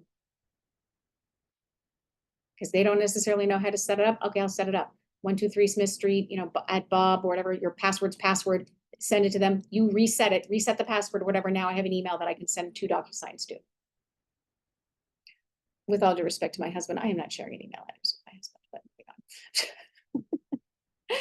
but okay, so next, those are document expectations. Communication expectations, we've talked about that. Contingencies. So this is, and you guys hear me harping about this all the time at sales meetings, is I know it may not seem like it, but you are actually entitled to take a day off or a night off, or maybe a weekend off, or maybe a week off. Maybe you have children or family or something that causes you to be unavailable for a certain period of time on a regular basis, or etc. Setting the expectations about when you work, when you answer your phone, how long it takes you to get back to someone, what is your preferred method of communication so that they can get a hold of you. That's very important. That's a contingency for that client. It also is back to communication and trust. Another part of it would be, I'm going to be away. And when I'm away, I'm going to have Suzette cover me. So we're going to have a phone call or a Zoom or whatever before I'm gone, so that you have met Suzette and that you are just as comfortable and confident as I am in having her cover you while I'm away. And oh, by the way, of course, there's some paper to do for this paper. And they go, perfect. That's an expectation. I have, I don't know, yoga on Thursday nights, and from 7 to 9, I am completely unavailable. Never had an issue with that time frame being a problem, but if you do text me in that time, I have a commitment. I will message you as soon as I'm done. That's next. That's setting an expectation. And this stuff is so important. You know, you're taking a listing and you're gonna be away for 2 weeks. Co-list it from the beginning, so this person has trust. Maybe the person it's not about money. Agency and money have nothing to do with each other. Maybe I have Suzette co-listed and she's in the wings. And if she ends up called up, then we have a deal that she's gonna get X fee or X%. And if I don't need her, I don't have to worry about it, but I don't have to freak my client out that I'm suddenly parachuting somebody in.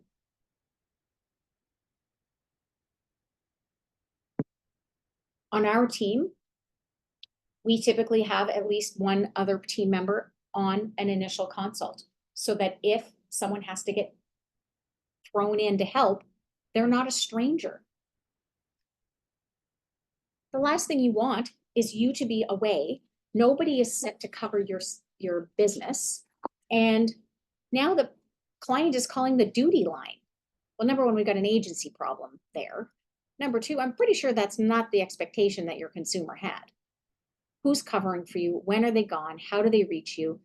Are there time zone factors? Maybe you're still going to be watching your business, but you've got a 2-hour time zone difference. You need to tell the client that you're still there. I got it. But I'm 2 hours back. So if you call me at 9 a.m. at 7 a.m., I may not be at my best. Bear with me, right? That is really important. What are the contingencies in your business?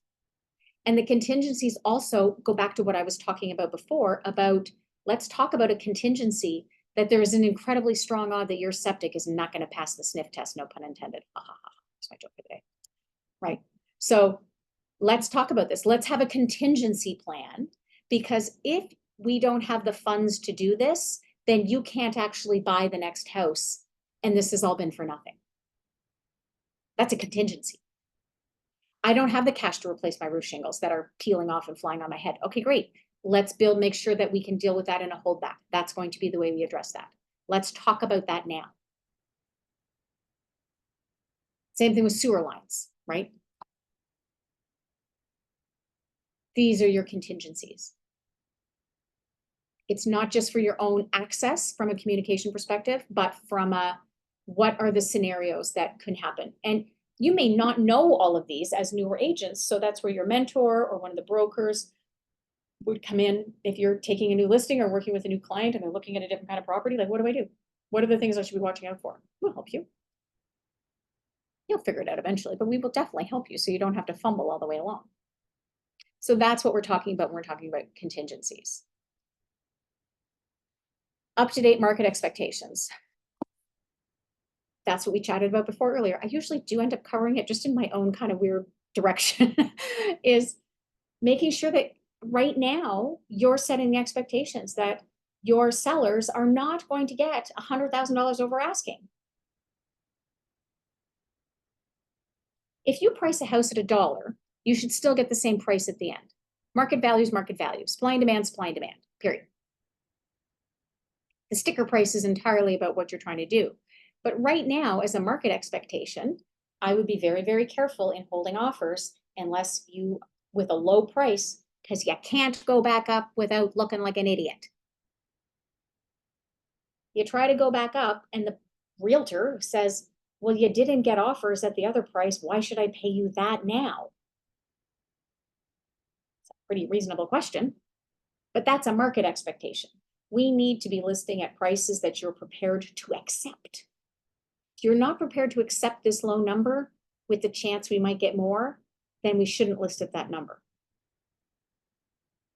Now, obviously, there are always very specific properties that are very unique, and it's not going to matter what the market is. You could ask for $1 gazillion and someone will pay for it because of what it is or where it is. But those are the exception. Making sure that we're talking about current market expectations, paying attention to days on market, paying attention to the months of inventory, paying attention to what negotiation percentages you're seeing. If you're working with buyers in a particular area, you can pull up the sales and track the percentage of sale to ask to sale price ratio so that you're setting the expectations that in this neighborhood, on average, properly priced homes are selling for 98%. So when your buyer says, well, I want to go in at 85%, you can set the expectation, but that's probably not going to work. and vice versa for your sellers. Having expectation conversations about days on market versus carrying costs. There's a lot of sellers who will die on a hill on a price, but by the time they've sat there for 6 months, they may as well have lowered their price to begin with because they've paid X amount of mortgage or X amount of carrying costs or X amount of interest or X amount of heat or power, especially on a vacant property, that if they had just priced properly to begin with, they would have ended up at the same net dollar and saved everybody a bunch of time and stress. There's an expression in real estate called price or patience. You can't have both. It's really that simple. So when we're talking about market conditions, this requires you to be paying attention to the market conditions. And when you get into micro markets, which is, say, for example, Indigo Shores versus Upper Sackville as a whole, or Middle Sackville as a whole, you need to get your research to be a bit more specific if you're going to give really good advice on pricing and strategy to either a buyer or a seller. You need to read the NSAR market updates. You need to watch the CREA stats that come out about what's happening in the province. You need to pay attention to those things. Because if not, you're kind of talking out of your rear end. And then the expectations you gave aren't really real, which makes them very, very hard to accomplish. So market conditions are incredibly important, and they are and will continue to be from last year into the next couple of years. They will continue to be flexing and fluxing regularly. So when we were in the heyday of COVID, for example, there was a kind of no evidence of anything changing within the, 3 to 6 months of when we were in it. But right now, it's like week to week, month to month, you have to be paying attention. And if you're not sure how to interpret them, then again, there's education, there's classes, and reach out to different people in the office to guide you on that.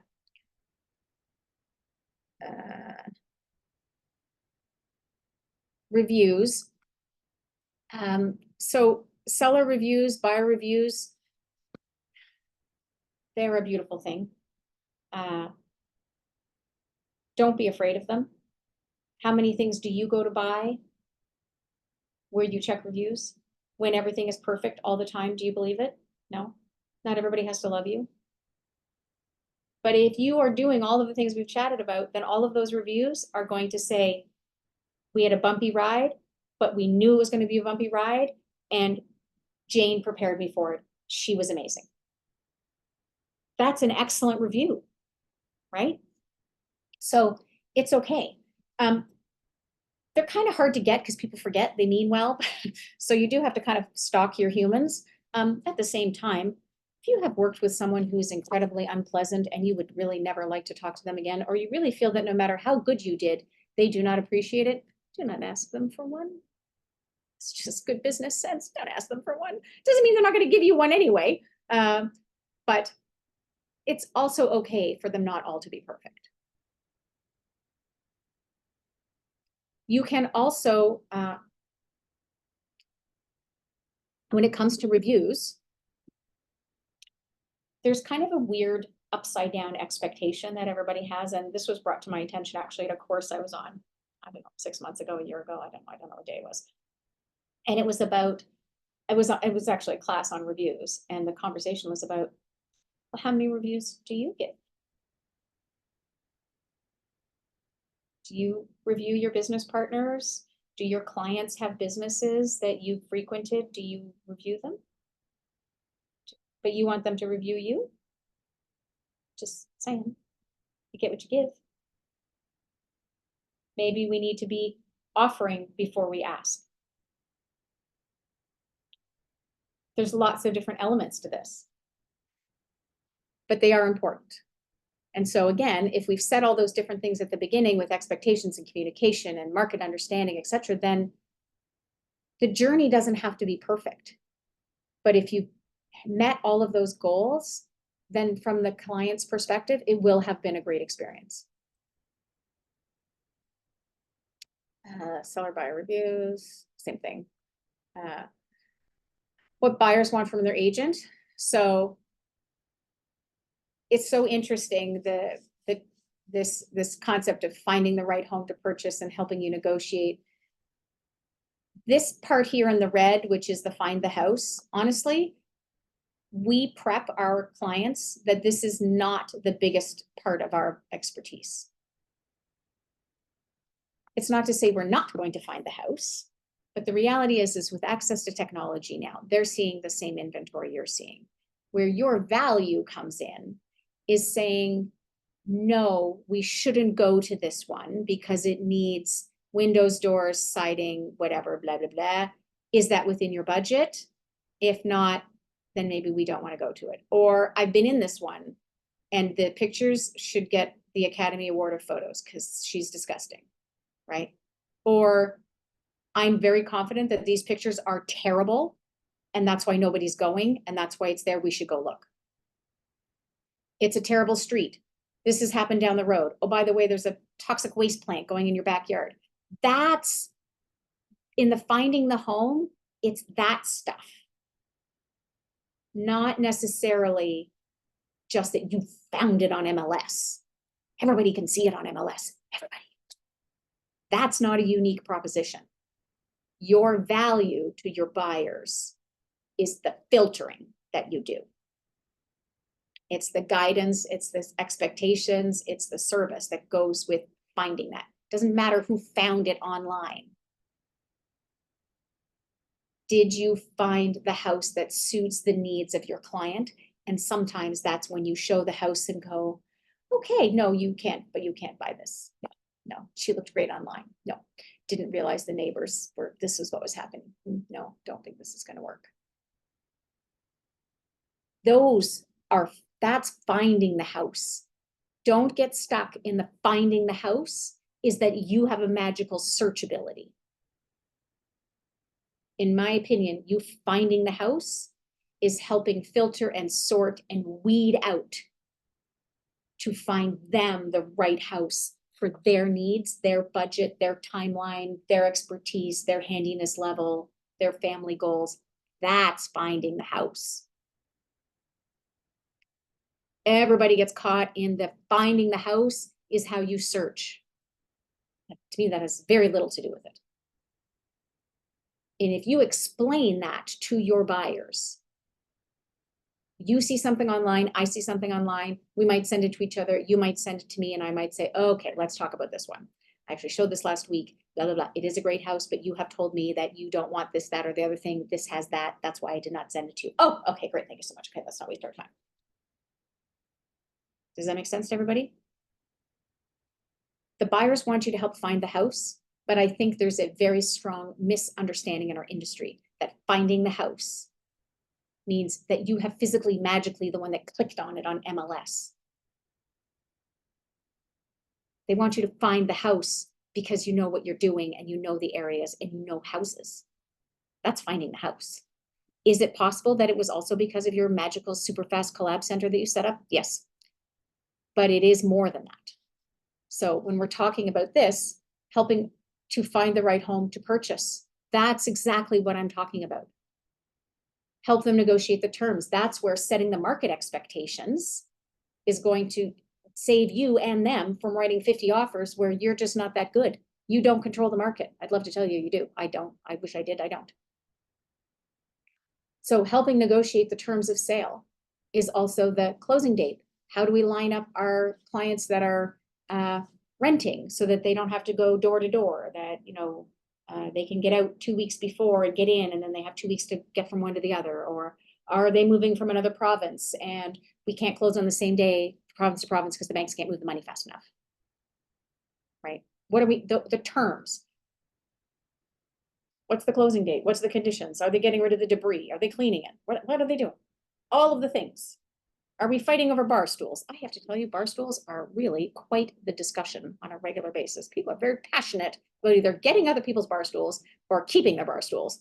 I don't quite understand the obsession with bar stools, but let me tell you, they are a very controversial item to negotiate. So that and lawn tractors. The whole thing. So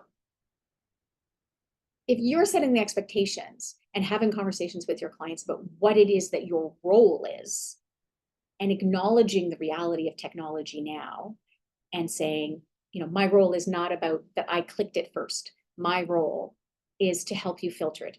Is this a good investment? Is this a good decision? Is this a good condition? Does this meet your goals? Is it in a good area? Is it resaleable?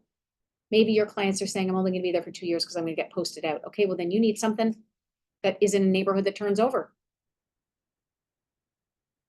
If they're gonna say, this is my favorite, this is our forever home. No, it's not. I would be out of business if it was. No, it's not. But okay, you say you're gonna stay there for at least 5 years. Great. Okay, I need to make sure that this neighborhood is going in the right direction, or what's the sale values, or is it stagnant? And you know, everyone who lists here is on the market for 500 years, no matter what. This is your value in setting those expectations. This is what I'm gonna do. Are you connecting them with partners? Are you helping coordinate inspections? What do you have lawyers? These are your values that you're setting in terms of working with your buyer and finding the home. Please, please do not get stuck in that mindset that your job is to be the fastest MLS searcher. That's not your job. Your job is to add value and expertise to the things that you all see. So that's that one. Okay, what have I got here? I am scrolling very quickly. What did I get here? What is this one? I do.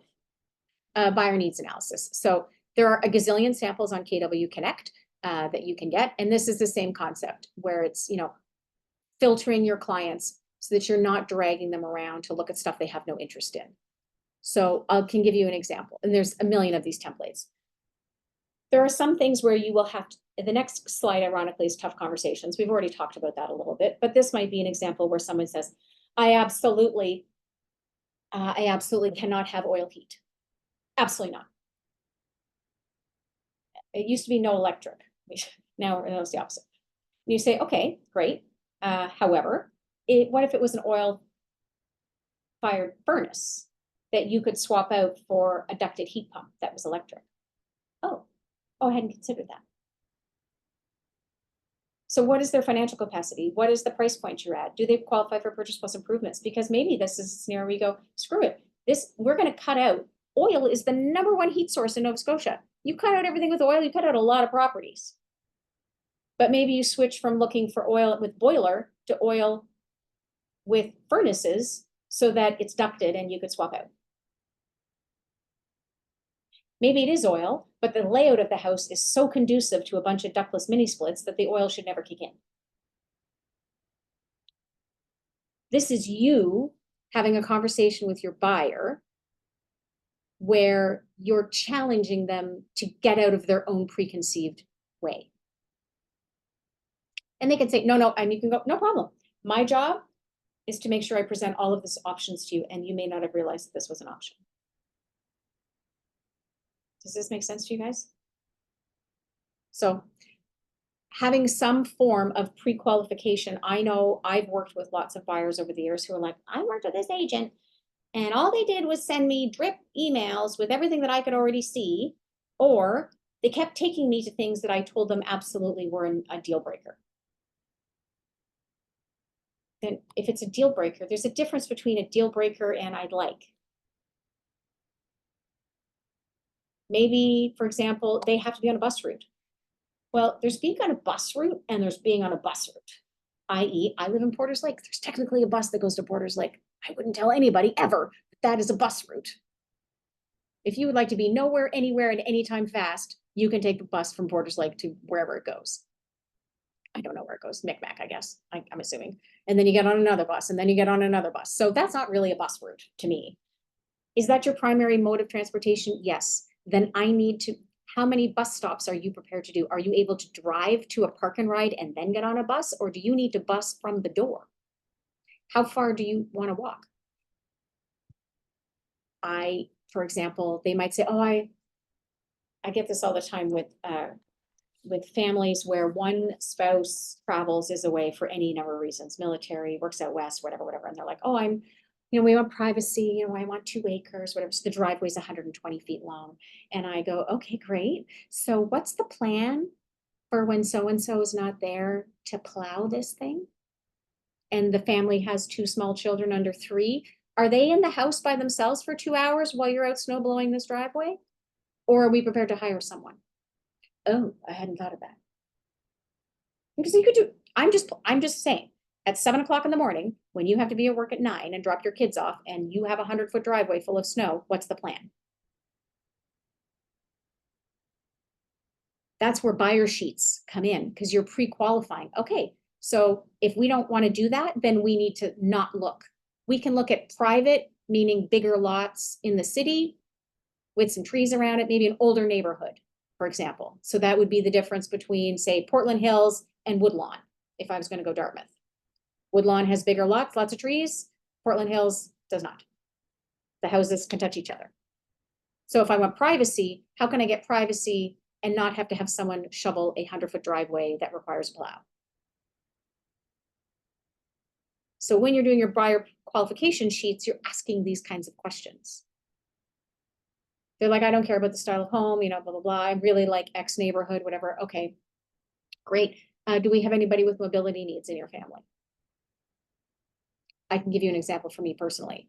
At one point when I was purchasing the property, my father had passed, but my mother was still alive. And my mother still drove at the time. She's now passed, so she's definitely not driving. But if I had purchased a house where my driveway was on an angle,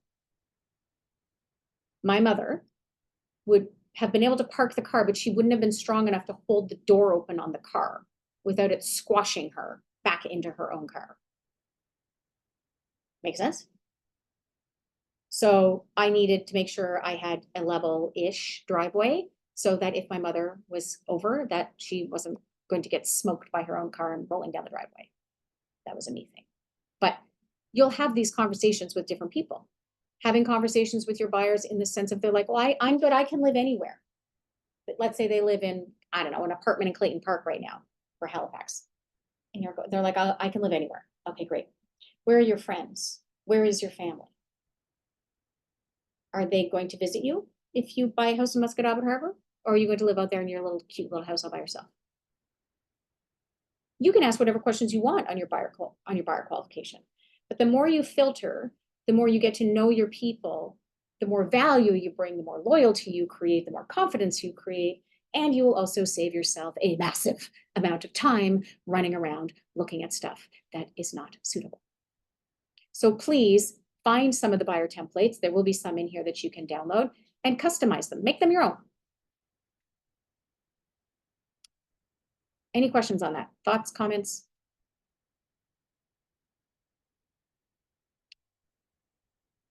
So this section here to me is really about the buyer's lives changing or buyer's world changing. It's a sense of what is the motivation? Why are you selling? Why are they buying? What is happening? Is their life changed? Is there some wonderful thing or some awful thing, right? Or have their circumstances changed and you need to adjust and you change the parameters of what you're searching for? It's again, comes back to the very, very first section of this course, which was about communication. I'm not going to spend any more time on that. Tough conversations. We've had this conversation together. We've talked about being prepared to talk about money, talking about timing, talking about septic and big things that are going to cost them money and what's realistic. Showing homes based on a needs analysis. We just had this conversation. Don't drive around showing them everything that you think they should see if you have no idea what they want to see. That doesn't mean you don't have a tough conversation to challenge them and provide them with opportunity and other options. But at the same time, when something is a hard no, it's a hard no until it's not. Does that make sense? So that's that section. This is about what you should do when you are working with buyers. And that comes down to some research. If you're working with buyers in an area, even if it's within your own community that you're not super familiar with, then do some more research, talk to another agent to find out about what you need to know about that area. And this is where the conversation you have also heard me say at different meetings comes up about staying within a geographic comfort zone. And this is a fiduciary duty as well. And this is I cannot stop you, but I'm going to just give you a warning. You are all legally licensed to sell everywhere in the province. However, that being said, when you sell in an area of which you have absolutely no sweet clue and things go wrong, you will be in trouble because you have not technically met your fiduciary duties. So for example, I'll pick on, I'm gonna make Suzette my guinea pig here for a second. And Suzette, where do you physically live? The South Shore. So Suzette has a client who says, you know what, I'd really like to buy a property in Antigonish. And Suzette's like, oh, I'm not that busy right now. I don't know, how long would it take you to drive to Antigonish? 3 hours, 4 hours? 3, Right. yeah, about 3. Through, yeah, about 3. Depending on how heavy her foot is that day, I guess. So Suzette doesn't know Antigonish. She's not from Antigonish. She's been to a pub in Antigonish, or she's driven through St. X. That's what she knows. So now she has a buyer who wants to buy there. So do you know what neighborhood is planned to have the houses torn down and a big multiplex go up? Do you know where the local drug dealer is? Do you know these things? Do you have any inspectors or partners or anybody who will go there and service these people? This is when you have to have the conversation with yourself about the dollar versus your fiduciary duties. And I will tell you that when you actually do an analysis on the dollar of driving back and forth 4 hours to do inspections and show homes and whatever, you have made no money. You have made $1. You've actually made no money. But again, I'm not telling you you can't sell in other areas. What I'm asking you to do is that the right decision to service properly, both ethically and fiduciary wise, your consumer, whether it's a buyer or a seller. So I'm not taking a listing further than I'm prepared to drive and show it. Period. If I'm not prepared to get in my car and drive down to that thing and show someone who called me on it, then I shouldn't list it. Make sense? So these are types of things that we need to think about. So showing home means agent interaction. Okay, so this one. So when I was president of NSAR and in that whole role, my whole mindset, and I talk to you guys about it here all the time, is remembering that the industry member on the other side represents the person who you are trying to buy the house from or whom you are selling the house to. We have willing buyer, willing seller. They are not the enemy, not the enemy. Now, I'm not saying some of them aren't going to annoy you. That I'm not saying. And I'm not saying all of them are going to be super professional. I'm not saying that either. However, it is our job to do our best to have positive interaction with the other industry member. And please always remember that there are definitely circumstances where that other industry member has received a lawful instruction that they hate. They actually hate having to tell you or ask you why, X or Y. But it's not them, it's the consumer who asked for X or Y. Please don't automatically shoot the messenger. Connected to that is also having the human element to this. We all have bad days. We all have stuff going on in our lives, and to please always take a moment and give the other person the benefit of the doubt. I'm not saying they're always going to give it to you. Can't control that. We can only control what we do. And having really positive interaction and strong communication with the other agent is so important to actually getting the deal done. But there's another part of it. And I don't know that everybody realizes this piece, and it sounds, I mean, technically you're not allowed to do it, but let's be honest, it happens. So let's say you're a seller's agent and you have 4 multiple offers that come in. 2 of them are very, very close.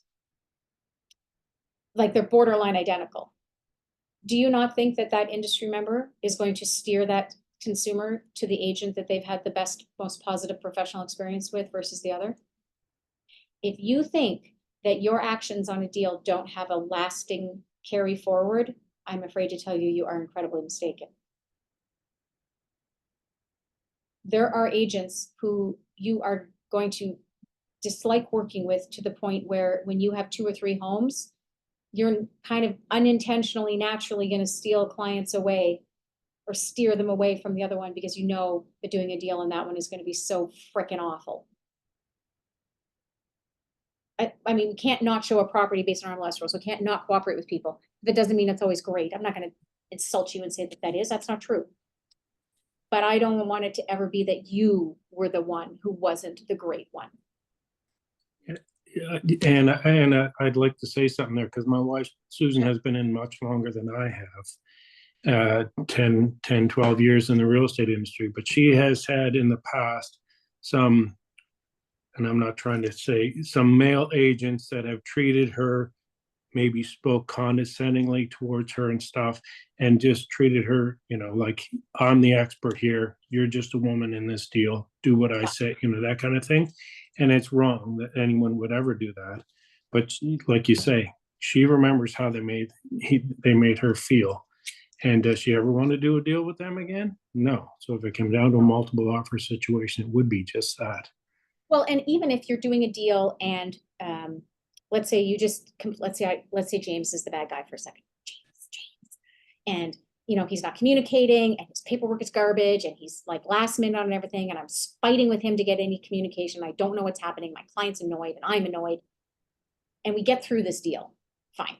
And then I'm running around with Suzette as a buyer and I see James's listing. I am required under my fiduciary duties to not tell on him, but to say that it was a bit more challenging and we need to be prepared if this is the house, that our communication is not necessarily going to be as strong. So I want to set that expectation. I'm not saying we shouldn't buy the house and I'm not saying we should, but I need to make sure you understand that sometimes this person can be more challenging to communicate with. And so my ability to get us information quickly and promptly as I would like to may not always happen. And the reason I put it that way is because I want to make sure that we also have something else in our mind, especially when we're talking to our clients. Please do not throw, no matter how unpleasant, your fellow industry member under the bus. Number one, it's a violation of the CREA code, but never mind that. All it does is make our industry look terrible. And your people hired you to be the shield between you and the consumers and other agents. So you coming back and bitching at your consumers about this person and they were rude and this is not helping your deal. Your clients must be fully informed at all times, but I'll give you an example. And this agent in our office would happily let me tell the story again. I don't need to name names, it doesn't matter. This person was dealing with the James that I was just picking on there on a deal and just couldn't, like, it was just like pulling teeth. Like it left messages, didn't call back, like initials were missed, and just constantly having to go after James to get anything done. And this agent was communicating every single one of these frustrating steps back to their seller. Every step. And the mindset was that the seller had to be fully informed. Yes, they have to be fully informed, but you can say, I've left a message. I'm going to continue to follow up. You don't need to say, I've left 4 messages and like that doesn't help. Because what happens, I'm going to give you a scenario that you may not have thought of that can happen. Now, James, who has been a pain in my ass through this whole deal, fair, but he now writes a completely legitimate and absolutely necessary amendment. My sellers are instantly going to be resistant to it because they think that he's an idiot, because I made them think he's an idiot.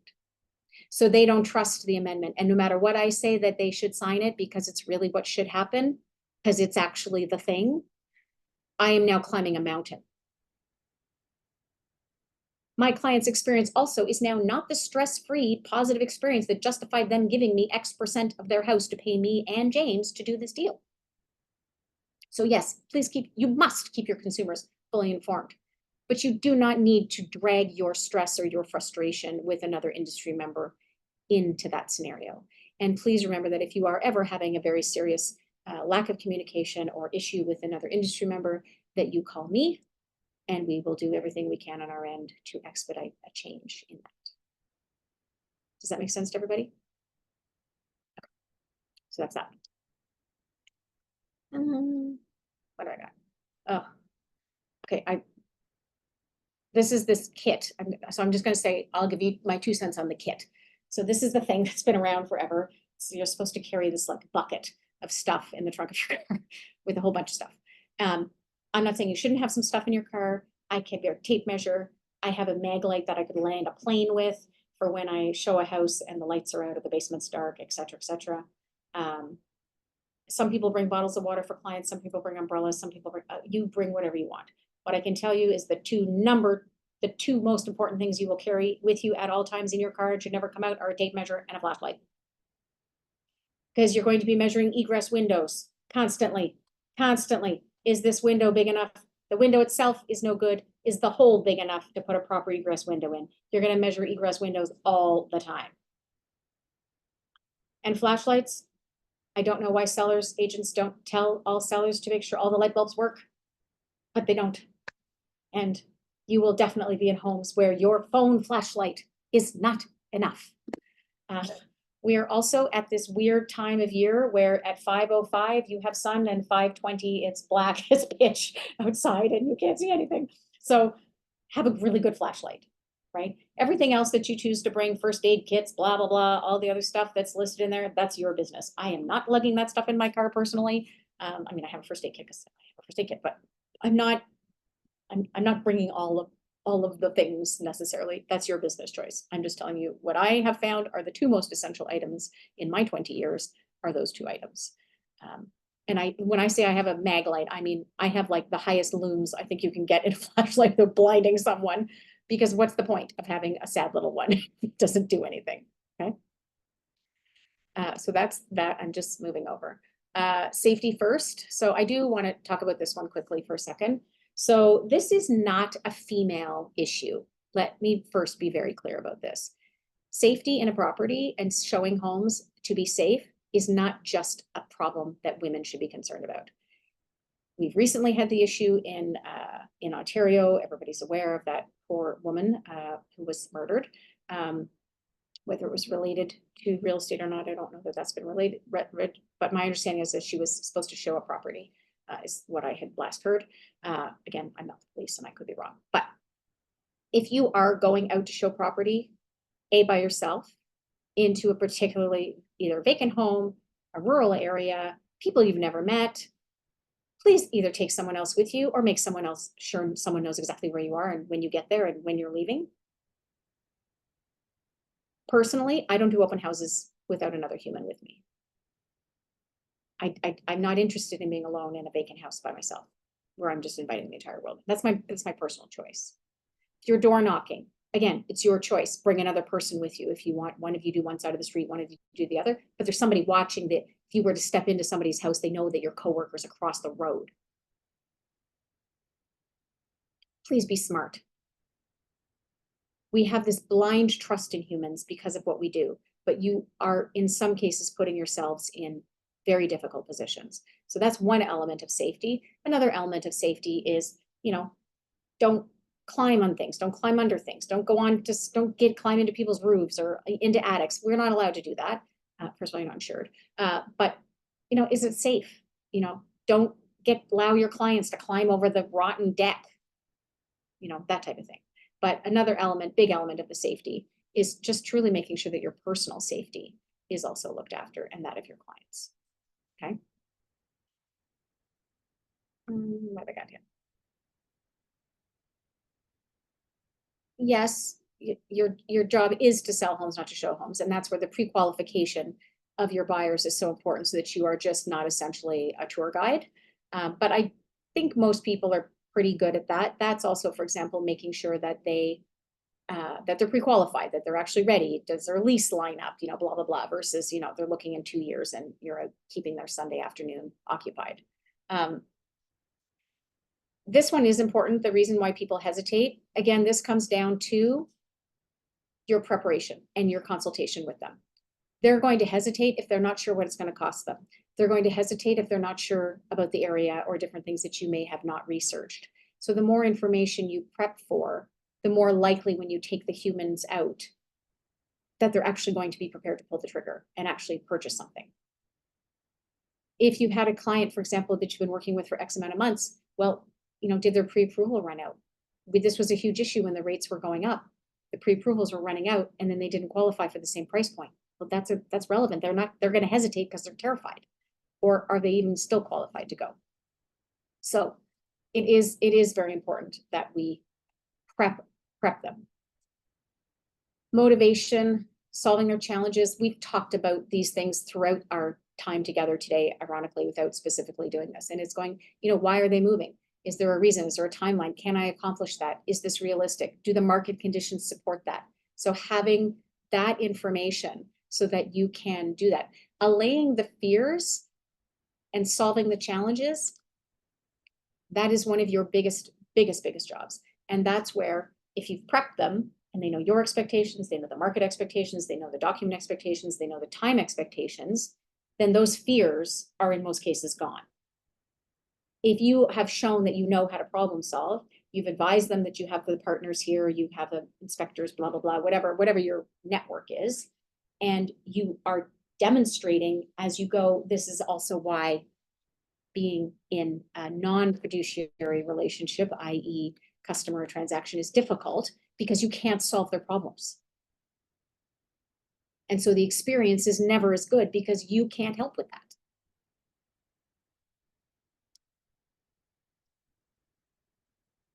Oops, sellers.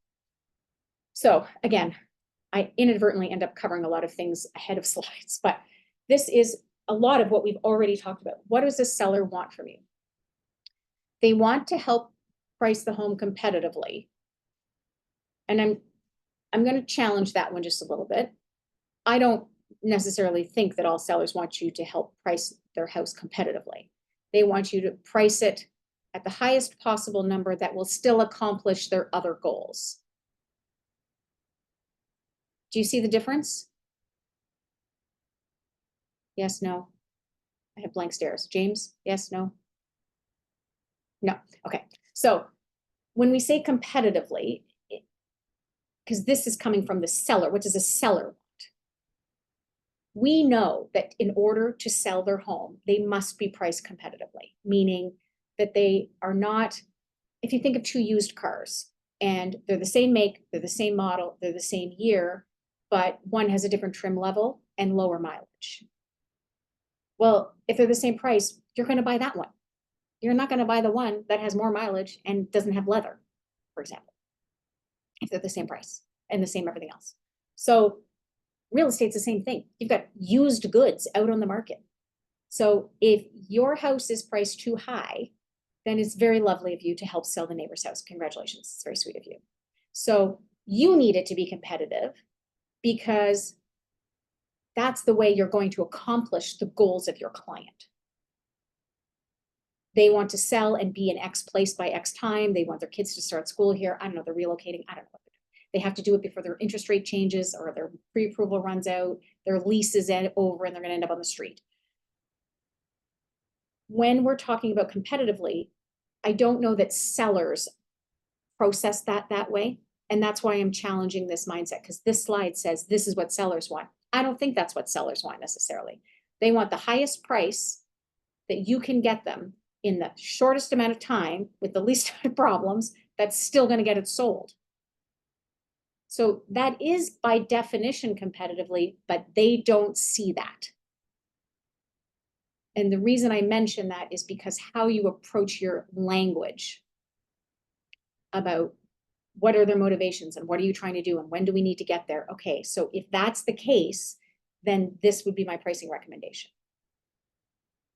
which will make you competitive and desirable and is a fair market value and blah, blah, blah. And the only reason I mention that is just keeping in mind your language versus their perception may not be the same when you're working with them.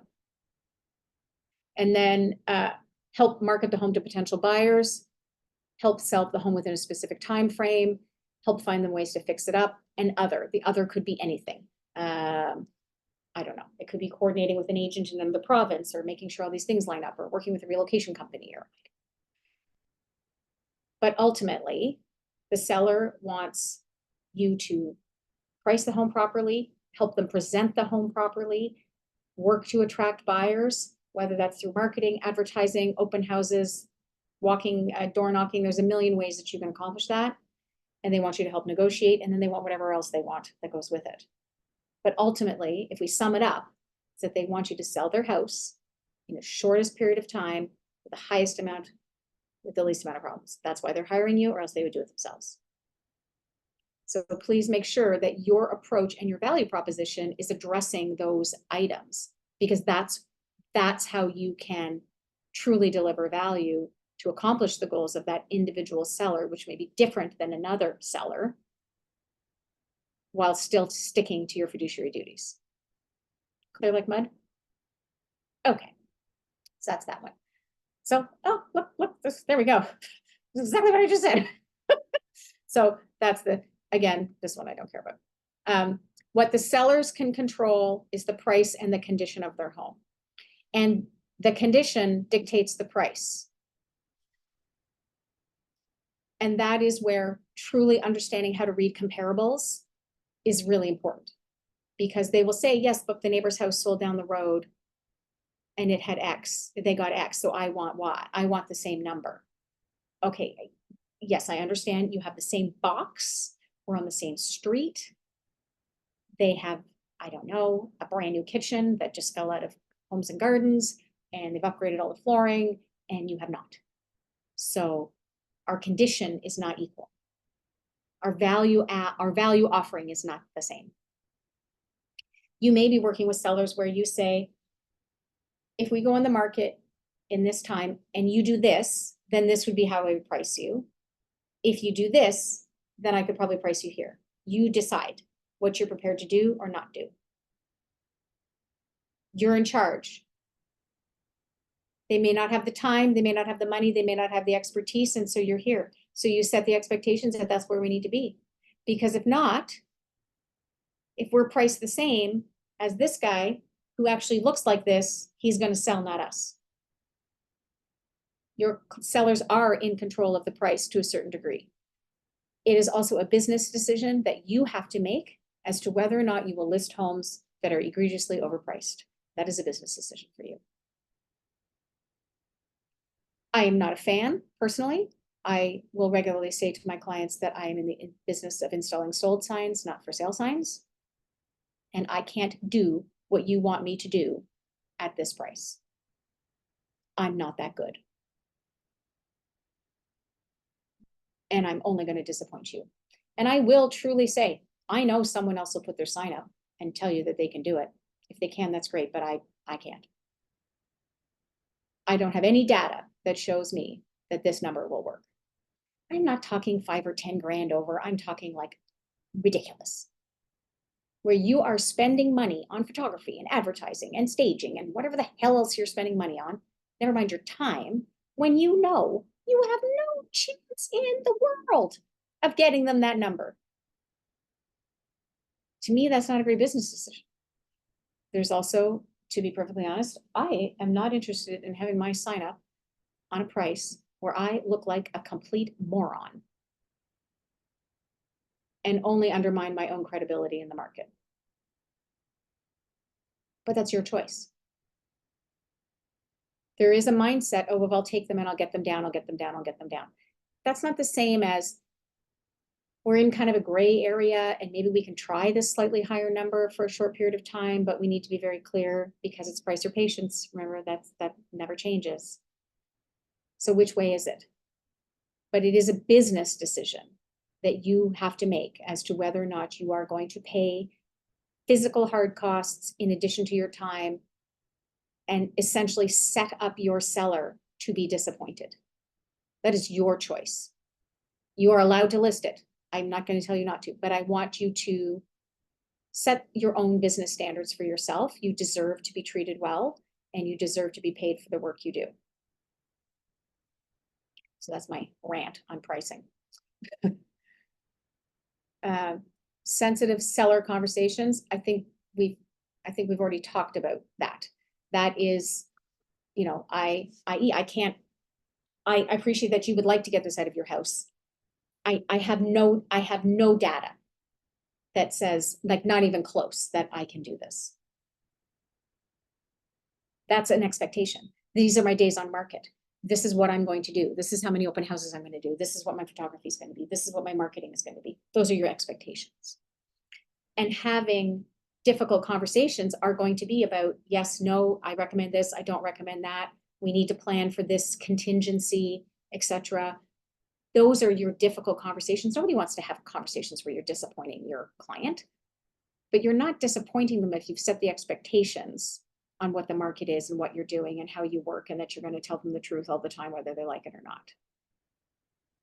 Those are difficult conversations. And I will tell you that the most successful agents in our industry anywhere in the world are the ones that are capable of having difficult conversations. There's actually a course offered through KW. I think it's still there. And I want to say it's called something like difficult conversations or hard conversations. It's something conversations. And it's an online live course. It used to be anyway, if not, if they do teach it from time to time at conferences. And it's exactly about how to have those conversations, how to learn the skill of, I don't want to say challenging someone or having to, upset them because you can't, something as circumstances changed and now this or that is the next course of action. Some people naturally have that skill, or some people have a background where they've had to have those types of more difficult conversations. And if you haven't, and you're not comfortable and you're not sure what to do, please reach out. This would be a great thing to do for role play, a group of you in the office, and work together on that, because those are the hard ones. Telling people that, you've sold the house and you got them exactly what they want and everything's perfect and they don't want inspections, that one's easy. Right? Coming back and saying, blah, blah, blah, the market's not giving you what you want, or we now need to pull that contingency of a septic that we hoped we weren't going to, but those are difficult conversations. So how are you going to have those? So that's what that's about. And then what have we got here? This is exactly what we've already talked about. Credibility, communication, referral business, all of that comes from how we are moving forward. And this is, of course, the KW philosophy, which is the win-win or deal. Integrity, do the right thing. Customers always come first. Commitment, communication, creativity, teamwork, trust, equity, and success. And that all of those things are demonstrated by what we're just talking about. It's kind of like a really long explanation of the golden rule, essentially. If you treat your clients like you would want to be treated, you communicate with the other agent the way you would want to be communicated with, you tell that client when they should not buy this house because it's an absolute pit, or the street is terrible, or whatever, and they can make an informed decision. They're grown-ups, it's their money. But your job as their fiduciary is to tell them these things and to set them in a position of making good decisions, because they know what's coming, they know what the timelines are, they know what the expectations are. That's a win-win. You're even going to have situations where you're going to have these conversations. You're going to be with buyers in your career. You're going to work with buyers who don't buy, who refer you to clients because it wasn't right for them right then. And they recognize it was them or their circumstances. But if they were going to buy, they would be buying with you. And so therefore they send their friends and family to you. It happens. It happens all the time. But again, that comes from laying all of these things down and truly being a fiduciary. One of the expressions that I have taught in the past, and Susan on my broker team jokes about it all the time, is that when I'm giving advice or when I'm doing something, and this is not, I don't want this to be like a paranoia thing. That's not the way I want to explain this, is that if I'm sitting in court and I'm saying, yes, Your Honor, this is what I did, this is why I did it, this is what I do every time, this is my system, this is the transparency I provided, this is the quote that the email I sent saying this, that, or the other thing, that I did the right thing. You know what? You're going to lose some deals. Yes, you are. 100%. Absolutely. I'm not going to tell you you're not. But I can also tell you that you'll put your head down at night every night and you will go to sleep and you will not ever lose a moment's sleep over what you've said or what you did. And even if those clients go ahead and buy this ridiculous house that you think is an absolute terrible idea, they made an informed decision because you told them the truth. It will always come back to you in the positive way when we act that way. So clear communication, clear expectations, understanding the market, and understanding when you don't know something to ask. is the best advice I can give you in terms of how you're going to work with buyers and sellers that are going to both meet your fiduciary duties, but also build you a really strong and satisfying business, not just financially, but here. You're going to have a measurable impact on these clients' lives if that's the mindset and the way that you function. And I have to tell you, that's what fills the cup when you've got a tough deal or you've been working on something for a long time. That's what fills the cup. I think that's all I got.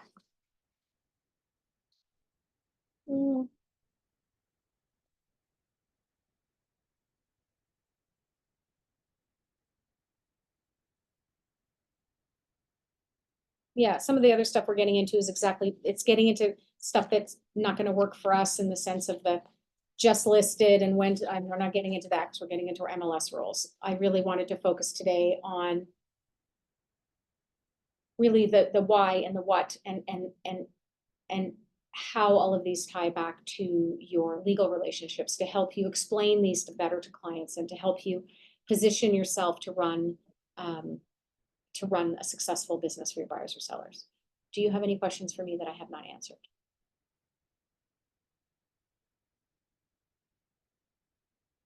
Nope. Okay. I'm going to keep James for just 1 second because I'm actually helping him with something on a deal.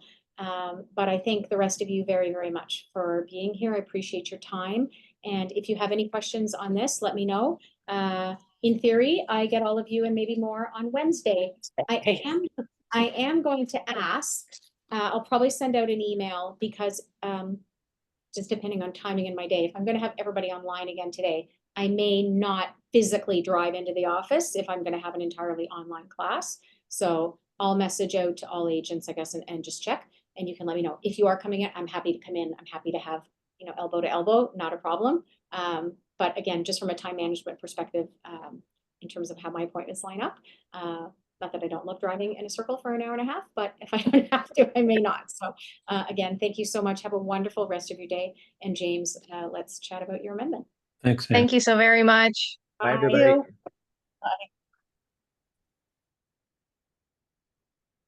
So I am going to